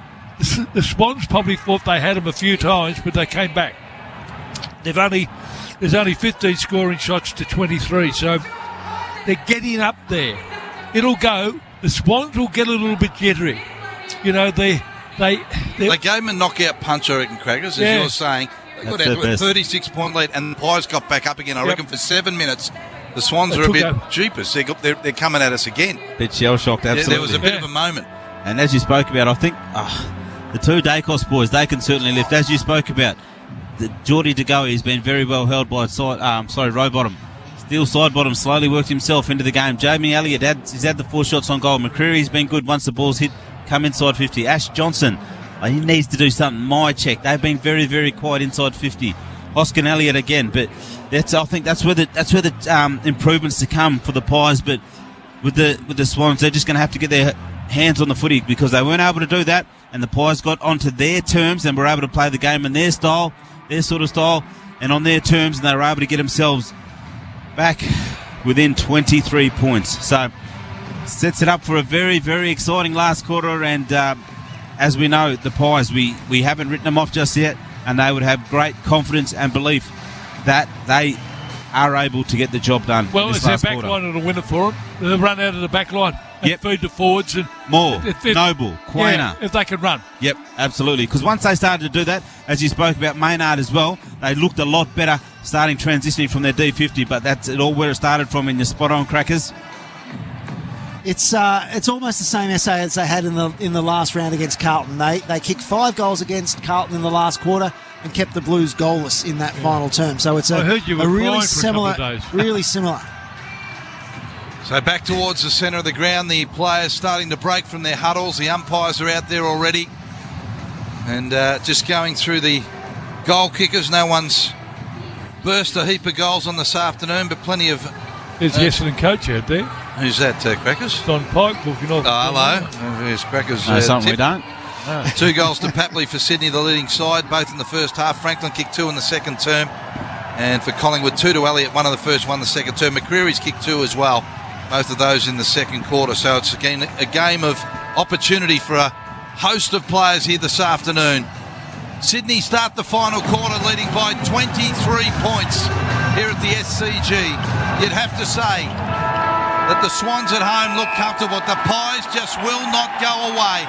Both sides have their subs on. So we're ready for action in the final term. The umpires held the footy up. It'll be the Swans to the left of our broadcast position in the last quarter. The bounce is good. Hickey wins it over Kruger, brings it to ground, but Crisp got there first for Collingwood. Turns and kicks them to half forward. It's a wide ball. Fox got rid of Lipinski. Josh Dacos come in, slapped it to Lipinski, but too wide. And the footy beat him out of bounds, about 65 out from Collingwood's goal. Nathan Tom. So an awed hush over the SCG. Collingwood, 23 points the margin they give away at three-quarter time in the preliminary final. From the restart, Goey runs an arc, puts them inside forward 50. Side bottom flew, couldn't bring the mark down. He's immediately tackled and brought down by Goulden. Elliott works hard at ground level. He's beset upon by Lloyd. And we'll get a ball up 40 out. I thought the old boy was going to hang on. It just bobbled out late. Oh, I thought he just walked away with a smile on his face. He always smiles. Happy man. Hickey kicks the ball for Sydney, grabbed it out of the ruck, kicks to the outer side wing. Noble got there first, slipped over, went to ground. Head past Quainer, and hot on his hammer was Heaney, laid the tackle, released the footy. Quainer went back onto it. It's underneath his knees on the outer side wing, and the umpire comes in and calls for another ball up. It's going to be tight and tough in this final term. Who's going to break? Who's going to blink? Sydney are in the van for a grand final spot. They lead by 23 points, seconds into the last quarter. He swats it to Mills. Parker through traffic, but his kick was battered down. The Swans kept working it forward. Pendlebury's wrapped up by... As a great Lee Matthews is to say, it's a game of inches. Yes. And it's like that tonight at the moment. Umpire Stevic pops it up. Hickey works it forward here for Sydney. That goes straight out of bounds. He also said if it bleeds, you can kill it, Crackers. Yeah. Here's another one from the great Lee Matthews. He tried that a few times. Yeah. Well, certainly worked in 2001. Goodness gracious. Ball to be thrown back into play. Sydney have worked it forward to the wing, outer side of the ground. Hickey's there. Slaps the ground level, kicked off the ground. And marking is Nick Dacos, who's right on the wing outer side. He turns and plays on for the Pies. High ball. Side bottom underneath it. Marks one hand on forward 50. He just fended off his opponent with the other. And the ball just landed beautifully on his forearm, and he balanced it magnificently. So he's looking experience. He's looking crack. Can he got the distance from here, your mate? Oh, he'll take his best, absolute best. I saw him kick 10 goals when he was a kid at the Marvel Stadium. His absolute best will get this done. Former teammate says it will take his absolute best in Andrew Cracker. He's pulled the kick slightly. I reckon he went for goal, went for the hot spot, and punched to the back of the pack, and it rolls through for a rush point to Collingwood. They've reduced the margin. It's now 22 points Sydney's way. 2.5 final term. And the man in the 22, Guernsey, Blakey will bring it back in. Surveys his options. He's called to go. And goes in short. Stand, play on, play on, play on. For Lloyd, who now finds himself in space, called to go. He pops it over the top. That'll work. Outside 5. For Fox, just outside defensive 50. Play on, you. He's going to pick their way forward here. The Swansea goes for Goulden, confronted by side bottom, but took the mark. Up the line goes Goulden in short. That'll work for Hayward. Outside 5. Play on. Very methodically picking their way through this Collingwood attack. This one will land at half forward. Franklin the target, 1 bite, 2 bites. Look at him. Knocked out of his mitts, called to play on. Look at Now this. he's going to win it at ground level. Tries one, don't argue. Then pushes a little ball out wide. That'll work for Goulden. His kick was low down for Heaney. Turned in the contest. Now he's got to go tackler on Kruger, who ties him up in the pocket. We'll get a ball up, Sydney into attack. Kruger's had some pretty good contests since he's come on as sub. In the ruck, put his body on the line there. Back 50 for the Pies. Ball thrown in the air. Heaney tries to slap it to Papley. The ball punched out of bounds by the Collingwood defenders. A boundary throw in the back pocket for the Pies. They're not allowed to call him midget ruckman now. They've got to call him vertically challenged ruckman, haven't they? Well, the ball will be thrown in the air. 22 points up Sydney over Collingwood. The Swans have held sway all day. Led by 21 at quarter time, 30 at half time, 23 at three-quarter time. They lead by 21 at the moment. Back pocket, Pendlebury's got it. The Rolls-Royce breaks the tackle. Brilliant. Nowhere to go, so he just hung onto the footy. Little short ball defensive 50. Found his man in Josh Dacos. Hand pass back. Kick out of the back pocket by Oscar Elliott to Lipinski. And Lloyd slapped it out of his hands, out of bounds. He works hard, Lloyd. He does. Boundary throwing on the outer side wing. Peter Cracker's Keenan's here today. He's joined by Andrew Cracker. I don't know how we're going to get into the car park. Well, we can't, Crackers. we might have to say, and it's good news because it's Travis Fitzgibbon shout for tea after the game. Good on you, Trev. I've brought my wallet. We're good to go from the restart. The Magpies work it forward. A missed hand pass is mopped up by Nick Dacos. Gave it to Pendlebury under the pump. Noble brought down by Hayward in the middle of the ground. Turnover time. Warner swoops. Puts a long ball inside 450 for the Swans, but Moore read it early. He read it best. And he took the mark at half-back here for the Magpies. It's not structurally the same at the Swans as the first half with Reid off the ground in that forward 50. Finding it hard to find Tigers, which is giving Collingwood a sniff. DeGoey's got it in the centre. Kicks it out wide to side bottom. A kick inside, searching for Cameron. Punched out of his hands. It's going to go back to side bottom. Kicks it back off the ground. Ginneman's in there. Fox got there first. Punched it out to McCartan. And Paddy McCartan kicked onto the chest of Luke McDonald. Logan McDonald, who marks outside defensive 50 for Sydney. Drops it onto the right boot. Kicks back out here to the wing. Goulden's there. Oh, Howe flew, went through his fingertips. Got to go at ground level. Papley's hot on his hammer. Hand pass Howe was good. Got it to the wing to Moore. Hand pass back to Howe. Went past him. Allowed Warner in. Hand pass Papley. Got players in the centre. Parker's got it. Little short ball to forward 50's good. And the mark's taken by Heaney. He's 53 metres out. His eyes are darting left and right. He's missed the target. Quayner's got in the way. Hayward comes out. Quayner bounced off him. A kick for Collingwood to the outer side wing was good. There's a bit of belief in the crowd that Collingwood are on here. Their pressure's good. The Swans are feeling it, and it's starting. They're starting to make some wrong decisions, the Swans. Looked like you didn't know where to go. Neither did Darcy Moore and Jeremy Howe just before on the wing just in front of us. Pressure of a final, Crack. 22 points to the margin, 15 and a half to play. AFL Indigenous Broadcasting. Thanks to our program sponsor, Bendigo Bank. Swans lead. Hickey from the restart. He's well tackled. DeGoey knocks it out towards Pendlebury. Crisp in support, couldn't take the handle. McInerney, hands and knees, fished it out towards Parker. He's on the wing near the boundary line. Up towards half forward. Heaney heard Darcy Moore coming and he's off. Darcy runs his full measure, pumps it up towards half forward. A one-on-one. Myercheck and Tom McCartan. McCartan knocks it forward, looking for support. Magpies in numbers. DeGoey, the little knock to Lipinski. He goes back inboard. DeGoey busts through a couple. Ball to be won. Magpies on hands and knees. It comes out towards Bianco. Right foot snaps to goal. Gents, great goal, but Kruger's coming off the ground, I think. He looks like he's a little bit injured. Not quite sure what's happened there. Looks like he's in a little bit of a strife, but how's the grit and determination by the Collingwood Magpies? They didn't have too much time and space, but it was just in the clinches, and they were just able to find a way. To go was so important. Looks like a left wrist possibly on Kruger. But they have activated their sub. He's the sub, so it'll be interesting to see what happens there. But they just found a way. Now they're back into 16 points, gents. The Mags. 16 points the margin, 13-10-88 Sydney, 11-6-72 Collingwood. And they've worked hard for this first goal of the final term. Crisp has been an absolute star today. They believe again, Collingwood. They've had belief since midway through that third quarter. But they haven't been this close for a while, Crackers. No. 16 points. Cameron in the ruck for the Pies, taps to his own advantage, got away from Hickey, throws it on the left boot, bounces high to forward 50, Ginneman and Florent, Ginneman won it, Ginneman hand pass over the top, where he punts it out towards Josh Dacos, has a look from 50, pulled the kick to the hot spot, Swans will mark. Blakey in front of Johnson at fullback for Sydney. I've never seen Heaney drop a ball like that. Hearts are pumping. Blakey does enough to find Stevens in the back pocket. He takes the mark. Coach Longmire screaming instructions from the bench below us. Stevens pumps it up towards the wing. Darcy Moore, too big, too strong, too balanced. Takes the mark in front of Papley. The run comes from behind. They'll drive a long ball back inside forward 50, the Magpies. Big pack of players fly at the football and it's off hands and out of bounds for a ball in the forward pocket. Swans by 16 points, 13 and a half to play, final term.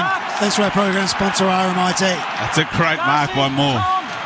How good's he been in this second half? He's been a star. He has been sensational, Darcy Moore. Sydney are good as well. They lead by 16 points. They just need to hang on here. Collingwood pressing. Cameron slapped it down to go in the forward pocket. Fess Parker put his head over it for the Swans. Punched it out. Campbell's there. He was tackled and lost it. Hoskin Elliott grabs it. Tackled by Rampy, the umpire, to ball it up again. Still inside Collingwood's forward 50. I don't think a lot of our listeners would know who Fish Parker was. He played Daniel Boone, Crackers. Yeah, I know. That famous series, Daniel Boone. Is this more 1959 talk? Oh, everyone knows who Fish Parker was, surely. Row bottom of the pack, trying to work it out a defensive 50 for Sydney. He's ridden into the ground, footy underneath him. Every footy now is hot. There is not an easy ball out there, Andrew Cracker. No, there isn't. Very, very hard to win a one-on-one contest, but his finals footy, how good is it? From the restart to going to Dacos. Chris squeezes one inside forward 50. Josh Dacos bending from the pocket. No. What has Sydney got to do here, Crackers? Because Collingwood are coming hard. Goal quick to settle them down. Do you stay with a defensive mindset, or do you push yourself? You've got to get coast to coast now, and you've got to attack. You've got to get 2 goals so you can crush them. 15 points the margin in favour of the Swans. It can't be reserved because it hasn't worked for him just yet. No. Lloyd from full-back goes to the big man in Franklin. It's punched out of his hands by Murphy. The ball's out of bounds and Collingwood lock it in their forward half again. I don't know how many kicks Buddy's had in the second half, but he hasn't been going that well. No, he had a big second quarter, kicked 2 goals. Forward 50, boundary throw-in. Collingwood's way. Cameron again slapped it to ground level. Working his way under was Crisp. The ball still in dispute, tapping through hands, ends up with Rowe Bottom, who throws it onto his right boot. 1-on-1 Murphy and Franklin. Franklin tried to tap to the advantage of Hayward, didn't reach him. Murphy hung onto the footy, hand pass towards the boundary line. Chipping in was Campbell for Sydney. Threw it onto his left boot under pressure, and it bounced out of bounds forward to the wing for the Swans. Crowder on the edge of their seats here at the SCG. The margin still 15 points Sydney's way, but Collingwood continue to press as they've done all year. What a final series it's been. What a preliminary final this is. We go again. The ball's rushed forward by the Magpies. Myercheck off the pack. A vacant goal square. He sends the ball that way. It's there to be won at the top of the goal square. Florent warned by Ginnivan. He knocks for the boundary line. That's got to be deliberate. It didn't go out. Ginnivan kept it in, and now it is out for a ball in 25 around from the Magpies goals. The drama. Very classy that. Made sure they got into it. Didn't quite go out of bounds, and Ginnivan, his opponent, got there, and he was the last hand on it, so no chance of a deliberate Batiste. That's the smalls there around this contest inside 50, this boundary throw-in. Got to get on the move, the Pies. The tension around the ground, the coaches' boxes for a spot in the grand final to play the Cats, and it's on the line now. The kick for Sydney out to the outside wing. Noble can't break a tackle. The tackle was good from Franklin. His hand pass went to Papley. Short kick to Clark, and he's got it on the wing. Can Sydney make a break here? 15 points their margin. Well, the Collingwood players are getting back. Young Clark's eyes darting left and right. Goes short back the big buddy. Why wouldn't you? Look at him. Great tackle by Franklin on Noble. An imposing figure. He stands the big man. One of the game's greatest of all time. He goes onto the left boot. Driving ball just inside forward 50. Parker flies. Back of the pack. Quainer will claim it for Collingwood. Hand pass to Crisp. He's got McCreary on the run. He marks and takes a bounce and streams through the centre of the ground. He has a couple. Thinks about a third before feeding the hand pass forward. It's got to sit for Kruger, who's back on the ground. Firing towards goal, and he's missing to the right. 14 points the margin, but momentum well and truly wearing black and white. Great. Sydney lead 88-74. Great transition once again. Isaac Quainer getting involved. Jack Crisp to be able to switch the footy and straight out of the blocks. McCreary as well. Unfortunately, Kruger couldn't finish off, but loved the transition from D50 to forward line for the Pies. Andrew Cracker here this afternoon, former Magpie. He's enjoying watching his old club at the SCG. Lloyd's gone for the real wide ball, and it's tapped out of bounds, which means Collingwood again lock it in their forward half. 14 points the margin for Sydney. The time clock's not a problem at the moment for either side. There's still 11 minutes of game time left in this match. An absolute lifetime in footy. Hickey gets rid of Kruger, grabs it. His kick was smothered. He toe Rowe pokes it, kicks it off the ground of the wing. Heaney was good. Attacked the footy and won it. Hand pass off to Stevens. Hand pass over to Campbell. Campbell's forward to the wing. Look at him run. Hand pass to the big man, Buddy. Buddy hand pass to Warner. Missed him. Howe got in the way. Hand pass over to Dacos. Hand pass towards Nick Dacos. Nick Dacos hand pass to Howe. Another one to Pendlebury. He's in the centre of the ground. The Rolls Royce didn't want to kick it. Nowhere to go. Hand pass wide to Noble, but he was hot. He's tackled. Dragged to the ground. How's the umpire? See it? He's going to ball it up. Oh, jeez. Crack. Pendle's on now. He's looking for fun, but just get it inside. One too many. You'll fall out Get that it in window there. in a minute. Sydney by 14 points. Kruger and Hickey in the ruck. Rowbottom the clearance.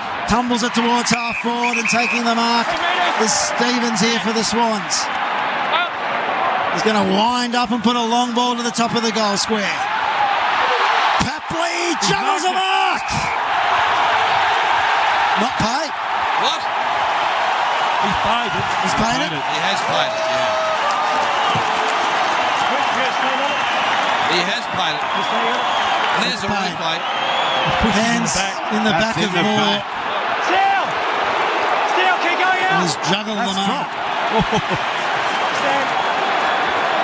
15 gone! So he's 15 metres out, 45-degree angle. Tom Papley. There's one play you don't want kicking a goal to push it to 20 points and raising the spirits. It's this man. For his third of the evening, Papley kicks a goal. Margin back to 20 points. 9.5 played. 3 goals tonight for Tom Papley. And the Swans leading this one with 9.5 minutes to go, thanks to our program sponsor, RMIT. 2 minutes a goal, they say, isn't it, Andrew? 2 minutes a goal. Takes. They're able to, they're certainly able to do that. They've certainly got enough time to, but great work by the Swans to be able to hold up, and I think Campbell and Clark, they were involved just to be able to get it over the top. Stevens as well. And great body work by Tommy Papley just to be able to push out. Darcy Cameron is a much bigger man, and Quain Orr just hesitated to be able to get across because it looked like that Moore may have had the best body position, but very, very classy forward craft by Papley and a very nice finish. And that's a long tongue of the young man. Celebration. He's going to be kissed in the next 10 years. He's the best celebrator in the game, Paps. Don't worry about that. And a great small forward, and Rowe bottom has got it out of the centre for Sydney. They're on the charge. Long ball to Franklin. 20 from home, can't mark. It's a loose footy. Sydney a chance. Left foot snap from 35 won't make the distance. And Murphy drops back and slaps it through for a rush point to the Sydney Swans. They're out to a 21-point lead. Goulden was close, but not close enough for the Swans. Maynard charged in the centre with picking his way through, and he does. Cracker's call is the one. Up the middle he goes. Ball comes off hand to be won at ground level. Rowbottom squeezes it towards Goulden, who gave it to Blakey. The Swans back inside forward 50. Heaney, the target, couldn't take the mark. Moore slipped a hand pass to Hoskin Elliott. His kick was touched. Picking it up was McDonald for the Swans, a little short one, not the required distance. Heaney lost his footing, hand pass forward. Maynard cracks in, met Stevens solidly. Great take. We'll get a ball up, 45 out from the Swans' goal. Great contest. Clock tells us 8:33. That's 8 minutes 33 seconds left in the match. 21-point lead to Sydney. And still, none in this box on AFL Indigenous Broadcasting are prepared to ride off the Magpies yet as they fight in the centre. Lipinski, hand pass to Sidebottom, went behind him. Rowbottom claims it. Hand pass to Paddy McCartan. Out of the centre for Sydney. Kicks to Heaney. And Heaney marks. Heaney marks 45 out. 45-degree angle. It was a one-on-one with Quainer. Terrific contest. Strong bodies. And Heaney won it. That's a great mark. A great mark, but a lovely kick. He gave him 75-25 chance. 15 gone. Isaac Heaney. We said earlier tonight, he's all class, this young bloke. And he's settled over the footy for a drop punt. Is this the one that sends Sydney into a grand final? 7:42 on the clock. They lead by 21. Heaney fires. Oh, and it's just across the face. Punch back into play. Opportunity for the Swans through Haywood. And it bounced off his hands as he tried to trap it. and it rolls out of bounds. So they lock it in the left forward pocket, Crackers. He did struggle tonight, I reckon. He really has. He dropped one he should have taken and should have kicked that. The ball comes spinning back into play at the top of the Swans goal square. Warner gets boot to ball. It'll land in the goal square. Heaney with a fly to the football. Quaynor wears him. He's been good in the second half, Isaac Quaynor. And the ball in the forward pocket here for the Swans. He's been a good all night, Quaynor, I reckon. 45,608 the attendance, and they're seeing the Swans lead by 21 points with 7 to play in the preliminary final. Yep. Crack's done it again. He said 45,600. Andrew Cracker was only 8 out. Boundary throw in. Parker's got it in the forward pocket. Terrific pressure from the Pies. Good tackle. Ball spills to Maynard. Rush kick outside. Marked by Blakey. He's 70 from home for the Swans. Blakey taking his time. He's going to square this up but go forward slightly to Goulden, who marks 53 metres out. Errol This young man can kick a footy. He can kick a footy. Errol Goulden. Unusual old-fashioned name, Errol. Oh, Errol, yep. I'd give anything just to be like him, Crackers, to be honest. So Goulden. Left foot ball to the right forward pocket. And Quaynor has read this beautifully in the back pocket. And he's marked for Collingwood. And let it go. So Quaynor does. Down the middle of the ground. Ran his full measure. Almost ran into trouble, but got his kick away into the middle of the park. Who can win it at ground level? Rowbottom, good in traffic, hands down low. Warner pickup was exceptional, kick not so much. More metal on the half volley, the big man's got a problem. Now he finds it, no problem. Ice cold. Pendlebury got it from Hoskin Elliott into the middle of the park, and that's okay. Nick Dacos being a bit cheeky. Needs to come back and kick over his mark in the middle of the ground. Oh, young man. Still got to come back. So Nick Dacos in the middle of the SCG. A bit cheeky, you reckon? Well, the first year you let him go. Like God Almighty, his great-grandmother, great auntie was Miss Victoria. You've got to give her a bit of latitude. It's Victoria. Dacos in the centre of the ground. I'm not sure that opens many doors, Crackers. He's gone the barrel. The torpedo didn't come off. It's going to land 30 from home. Get him in front of the pack. Can he break the tackle? No. Dragged to the ground. Picked up by McDonald for Sydney. Sideways ball will go out of bounds. The umpire step in. He ran from 35 away and said deliberate. A level of excitement I have not seen since Ali got Foreman in the Rumble. He was so excited. And the free kick has gone to Hoskin Elliott, who's going to square a ball up to full forward. Myatek taking a mark. Myatek is marked in front of the pack. And he's directly in front, 15 metres out. The clock stops at 5 minutes 40. The lead is 21 points to Sydney to bring it back to 15. Myatek bounces up, steps up, 15 out and kicks the goal. The game is still on the line. Collingwood go to 12-8-80. Sydney 14-11-95. Myatek kicks his first goal. Remembering down at Port Melbourne, I said, one day, son, you might have a chance to win a preliminary final. Don't stuff it up. I just made that up. I'm sure that rang he's a lovely bloke. He really is. Yeah, son of the great Jack Myatek, Crackers, who... he's number 8, Lumphead. He was an enigma at Windy Hill. I played with him. We loved him down there. We loved him in there long. Huh? He wasn't there Not long, but we loved him. So, Collingwood. They couldn't, could they? Not again. Well, it's a 6-6-6 crack, isn't it, out of the centre? This is the opportunity in late in games what this presents. Yep. You've got to set up, so the centre clearance is so important, isn't it? Absolutely. Darcy Cameron, Kruger, he's in there. Crisp. From the restart, Cameron had a chance. It just went through his fingertips. Now he lays the tackle on Parker. And he's gone. The ruckman did not give up. He persisted and persisted. Looks for someone to come past. Pendlebury provides that option. Left foot ball inside forward 50. Hoskin Elliott couldn't take the mark. One at the ground level. Elliott in there to help. Bust through one tackle. Stripped in the second. And Goulden, the relieving free kick for the Swans at halfback. Great tackle. Great tackle by Goulden. Tied bodies now, isn't it? Yep. There's the kick to Florent, who was terrific in that first half for Sydney, marks at half back. As the Swans bench holds up the red time. Says we're into red time. 4 minutes, 40 seconds on the clock. We'll keep a close eye on it for you now. Listening, because it's only a 15-point margin. There's plenty of time. But the clock could be the killer here if Collingwood get a little bit closer. Boundary throwing on the wing, broadcast side of the ground. 14-11-95 Sydney. 12-8-80 Collingwood. It's a 15-point ball game. From the restart, Collingwood will try everything they can to go. He put Noble under the pump, and it's taken away from him by Haywood. Up to an open forward line. Franklin knocked away from him.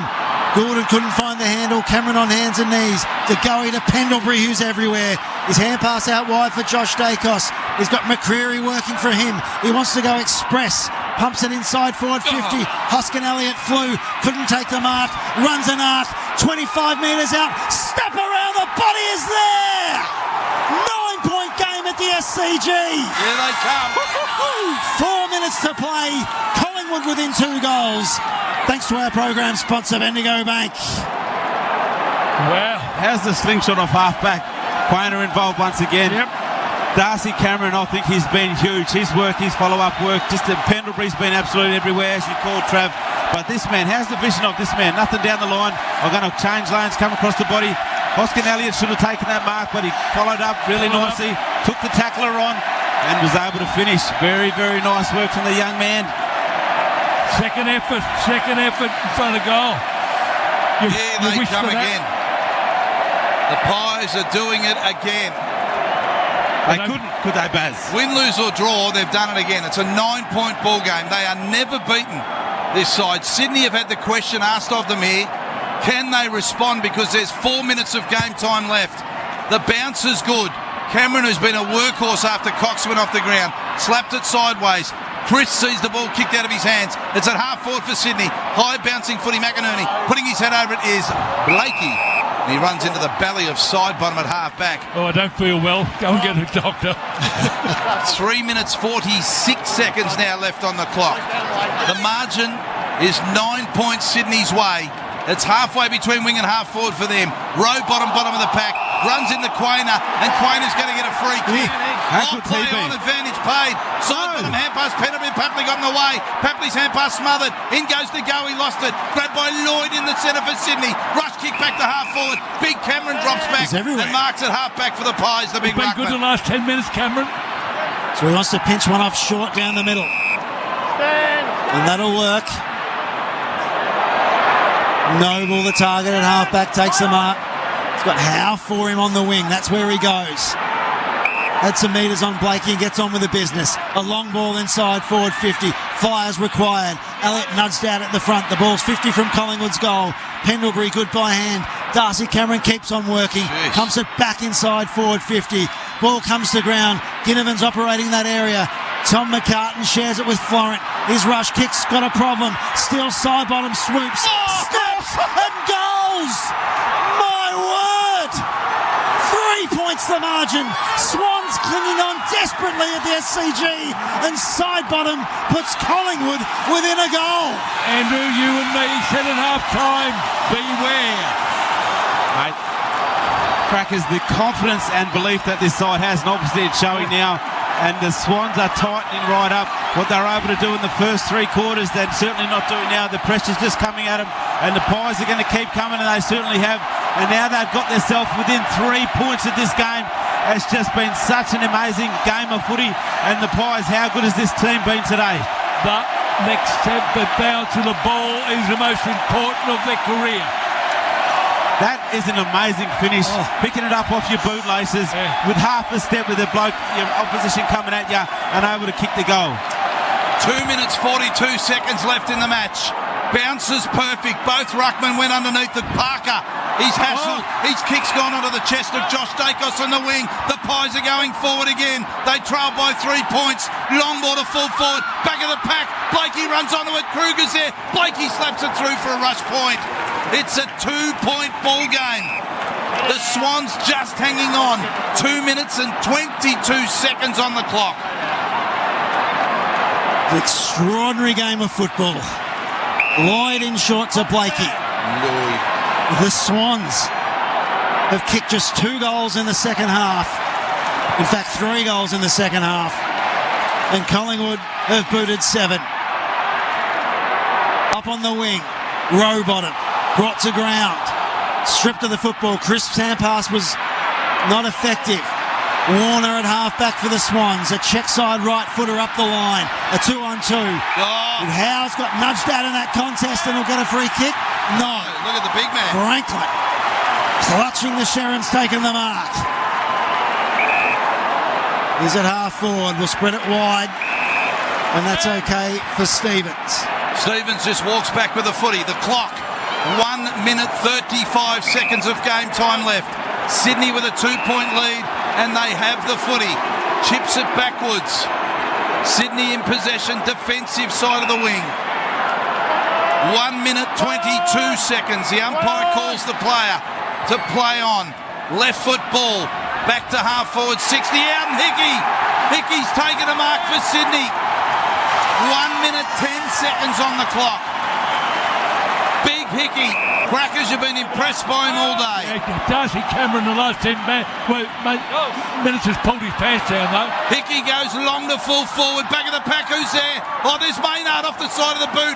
It's Josh Dacos to mark. Off his chest it goes out of bounds. 49 metres around from the Sydney goal. One last roll of the dice for the Pies. They trail by 2 points. Like trying to kill a stone, Collingwood. 2 points the margin. The Swans lead inside the final minute. It's in their forward line. Heaney into the ruck, tries to flick it to the back. Crisp tries to get it going for Collingwood. De Goey's trying everything.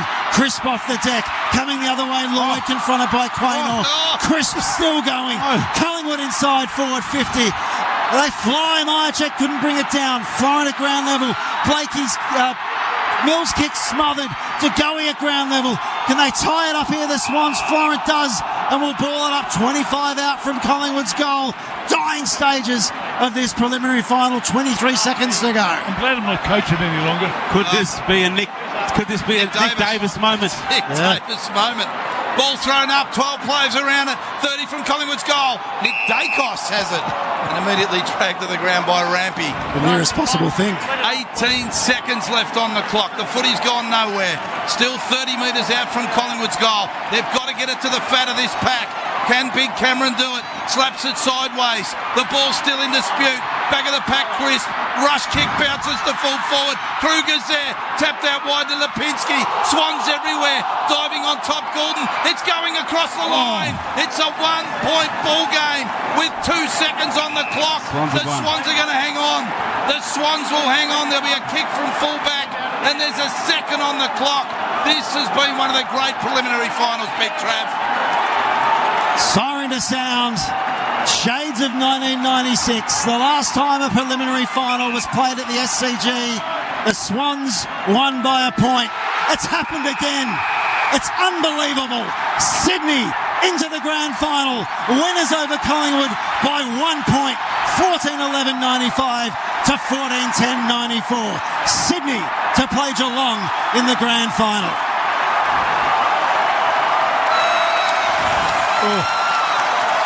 I don't know. Sometimes you see great games of football. Collingwood have been responsible for 2 this year.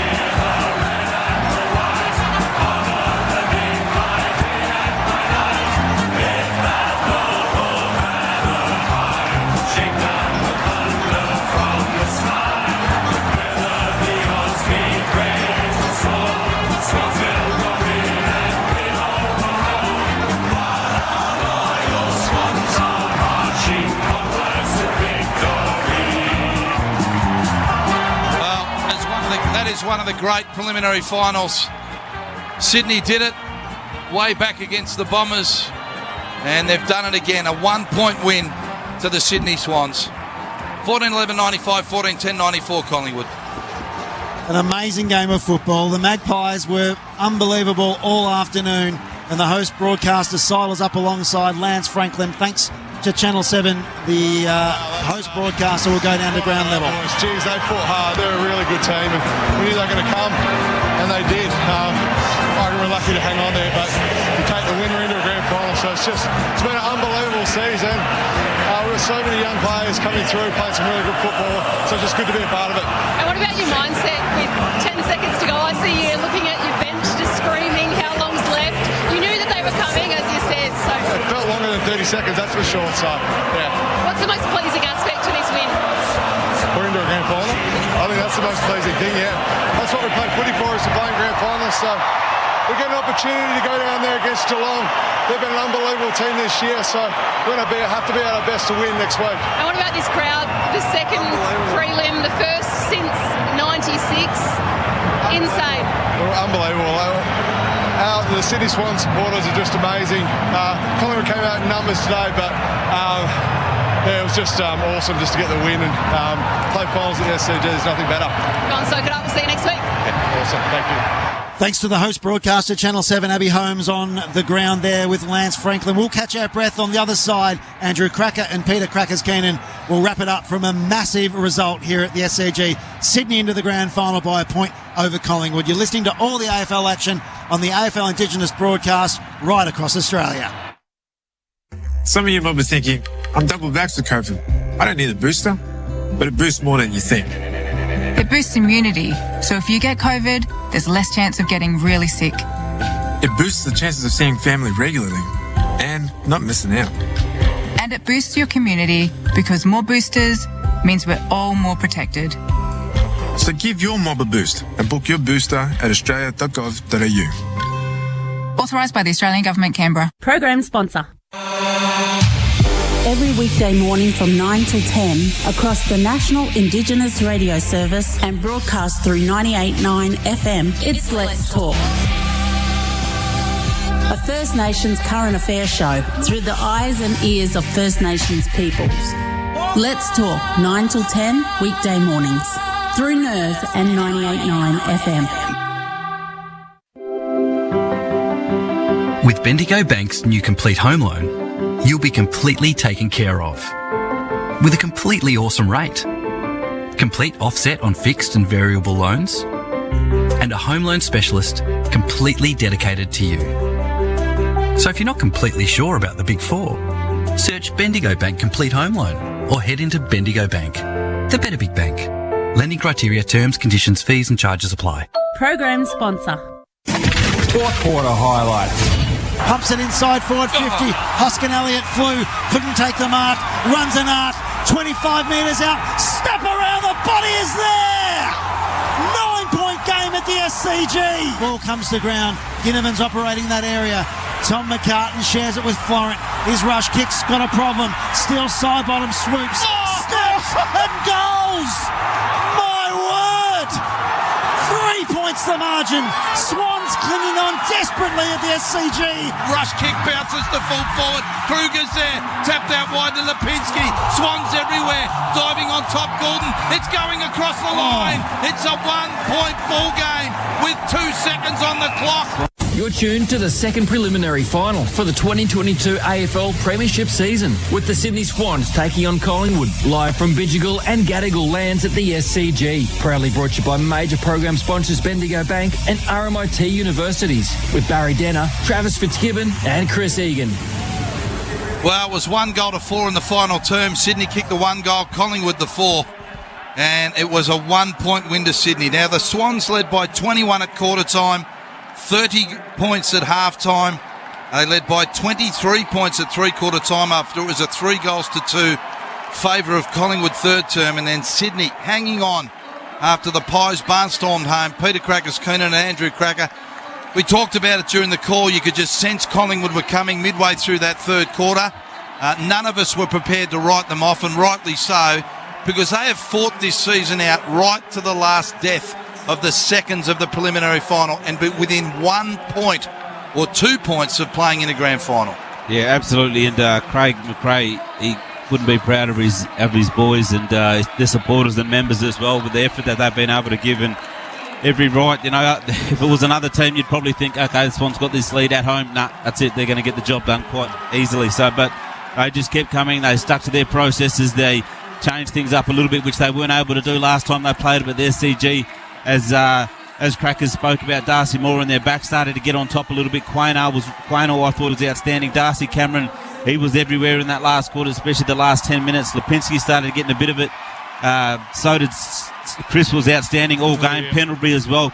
but unfortunately, as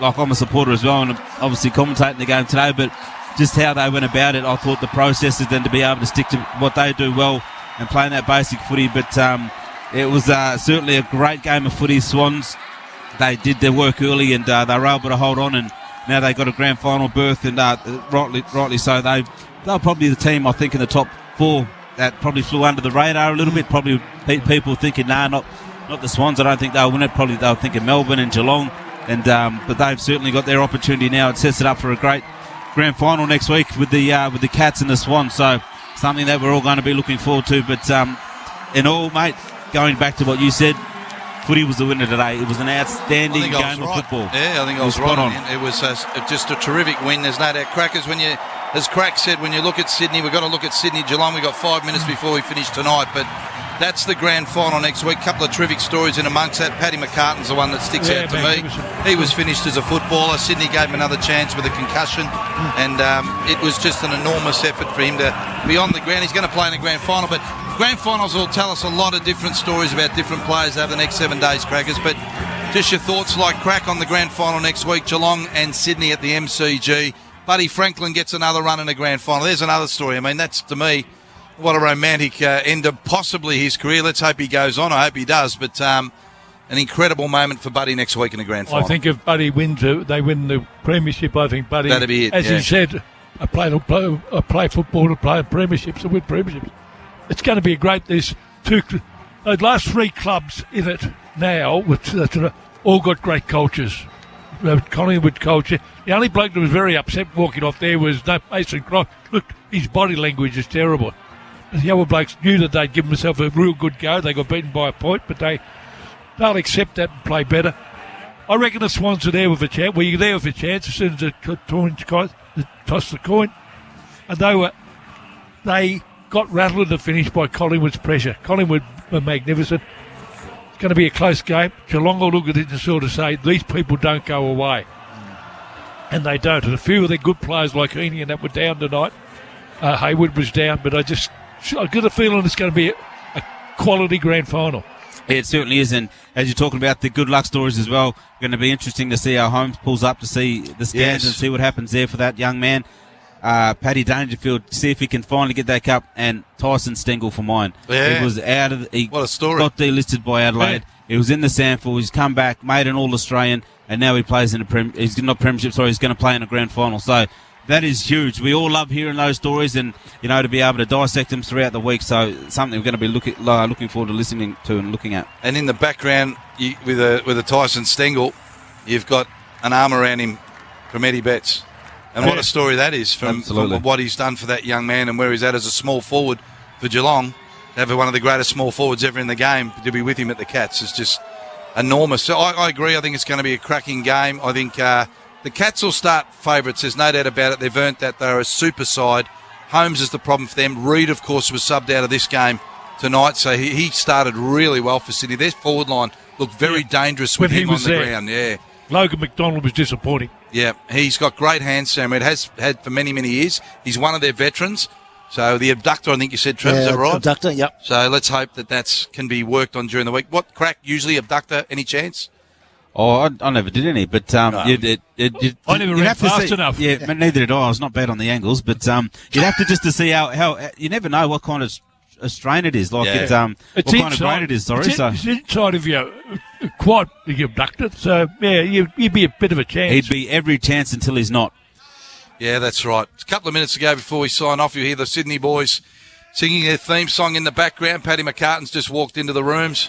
We've got vision of that here, and you can hear them belting out the tune. They're very excited, the players, as were the Cats last night. 14-11-95 Sydney in the end. 14-10-94 Collingwood. 3 goals to Papley, the small forward. He was magnificent again tonight. Buddy Franklin got 2 in the second term. He bobbed up in the second term. His physicality in that first half was very important. They were the multiple goal scorers for Sydney. 2 to Elliott for the Pies, 2 to McCreary, 2 to Hoskin Elliott as well.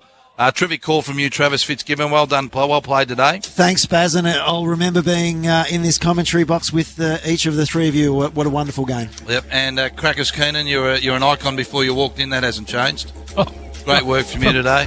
Andrew Cracker, you wore your heart on your sleeve today, and I love that. And you're such a passionate football person. It's always great to work with you. No, pleasure. Likewise. Thanks, gents. Thanks for the great call. Andrew Cracker, you can catch him on Yockeye Footy during the week for the big grand final show. 14-11-95 Sydney. And the Pies 14-10-94. Baz signing off on behalf of the crew. Thanks to Adam back in the studio. What a ripping prelim final. Sydney versus Geelong next week.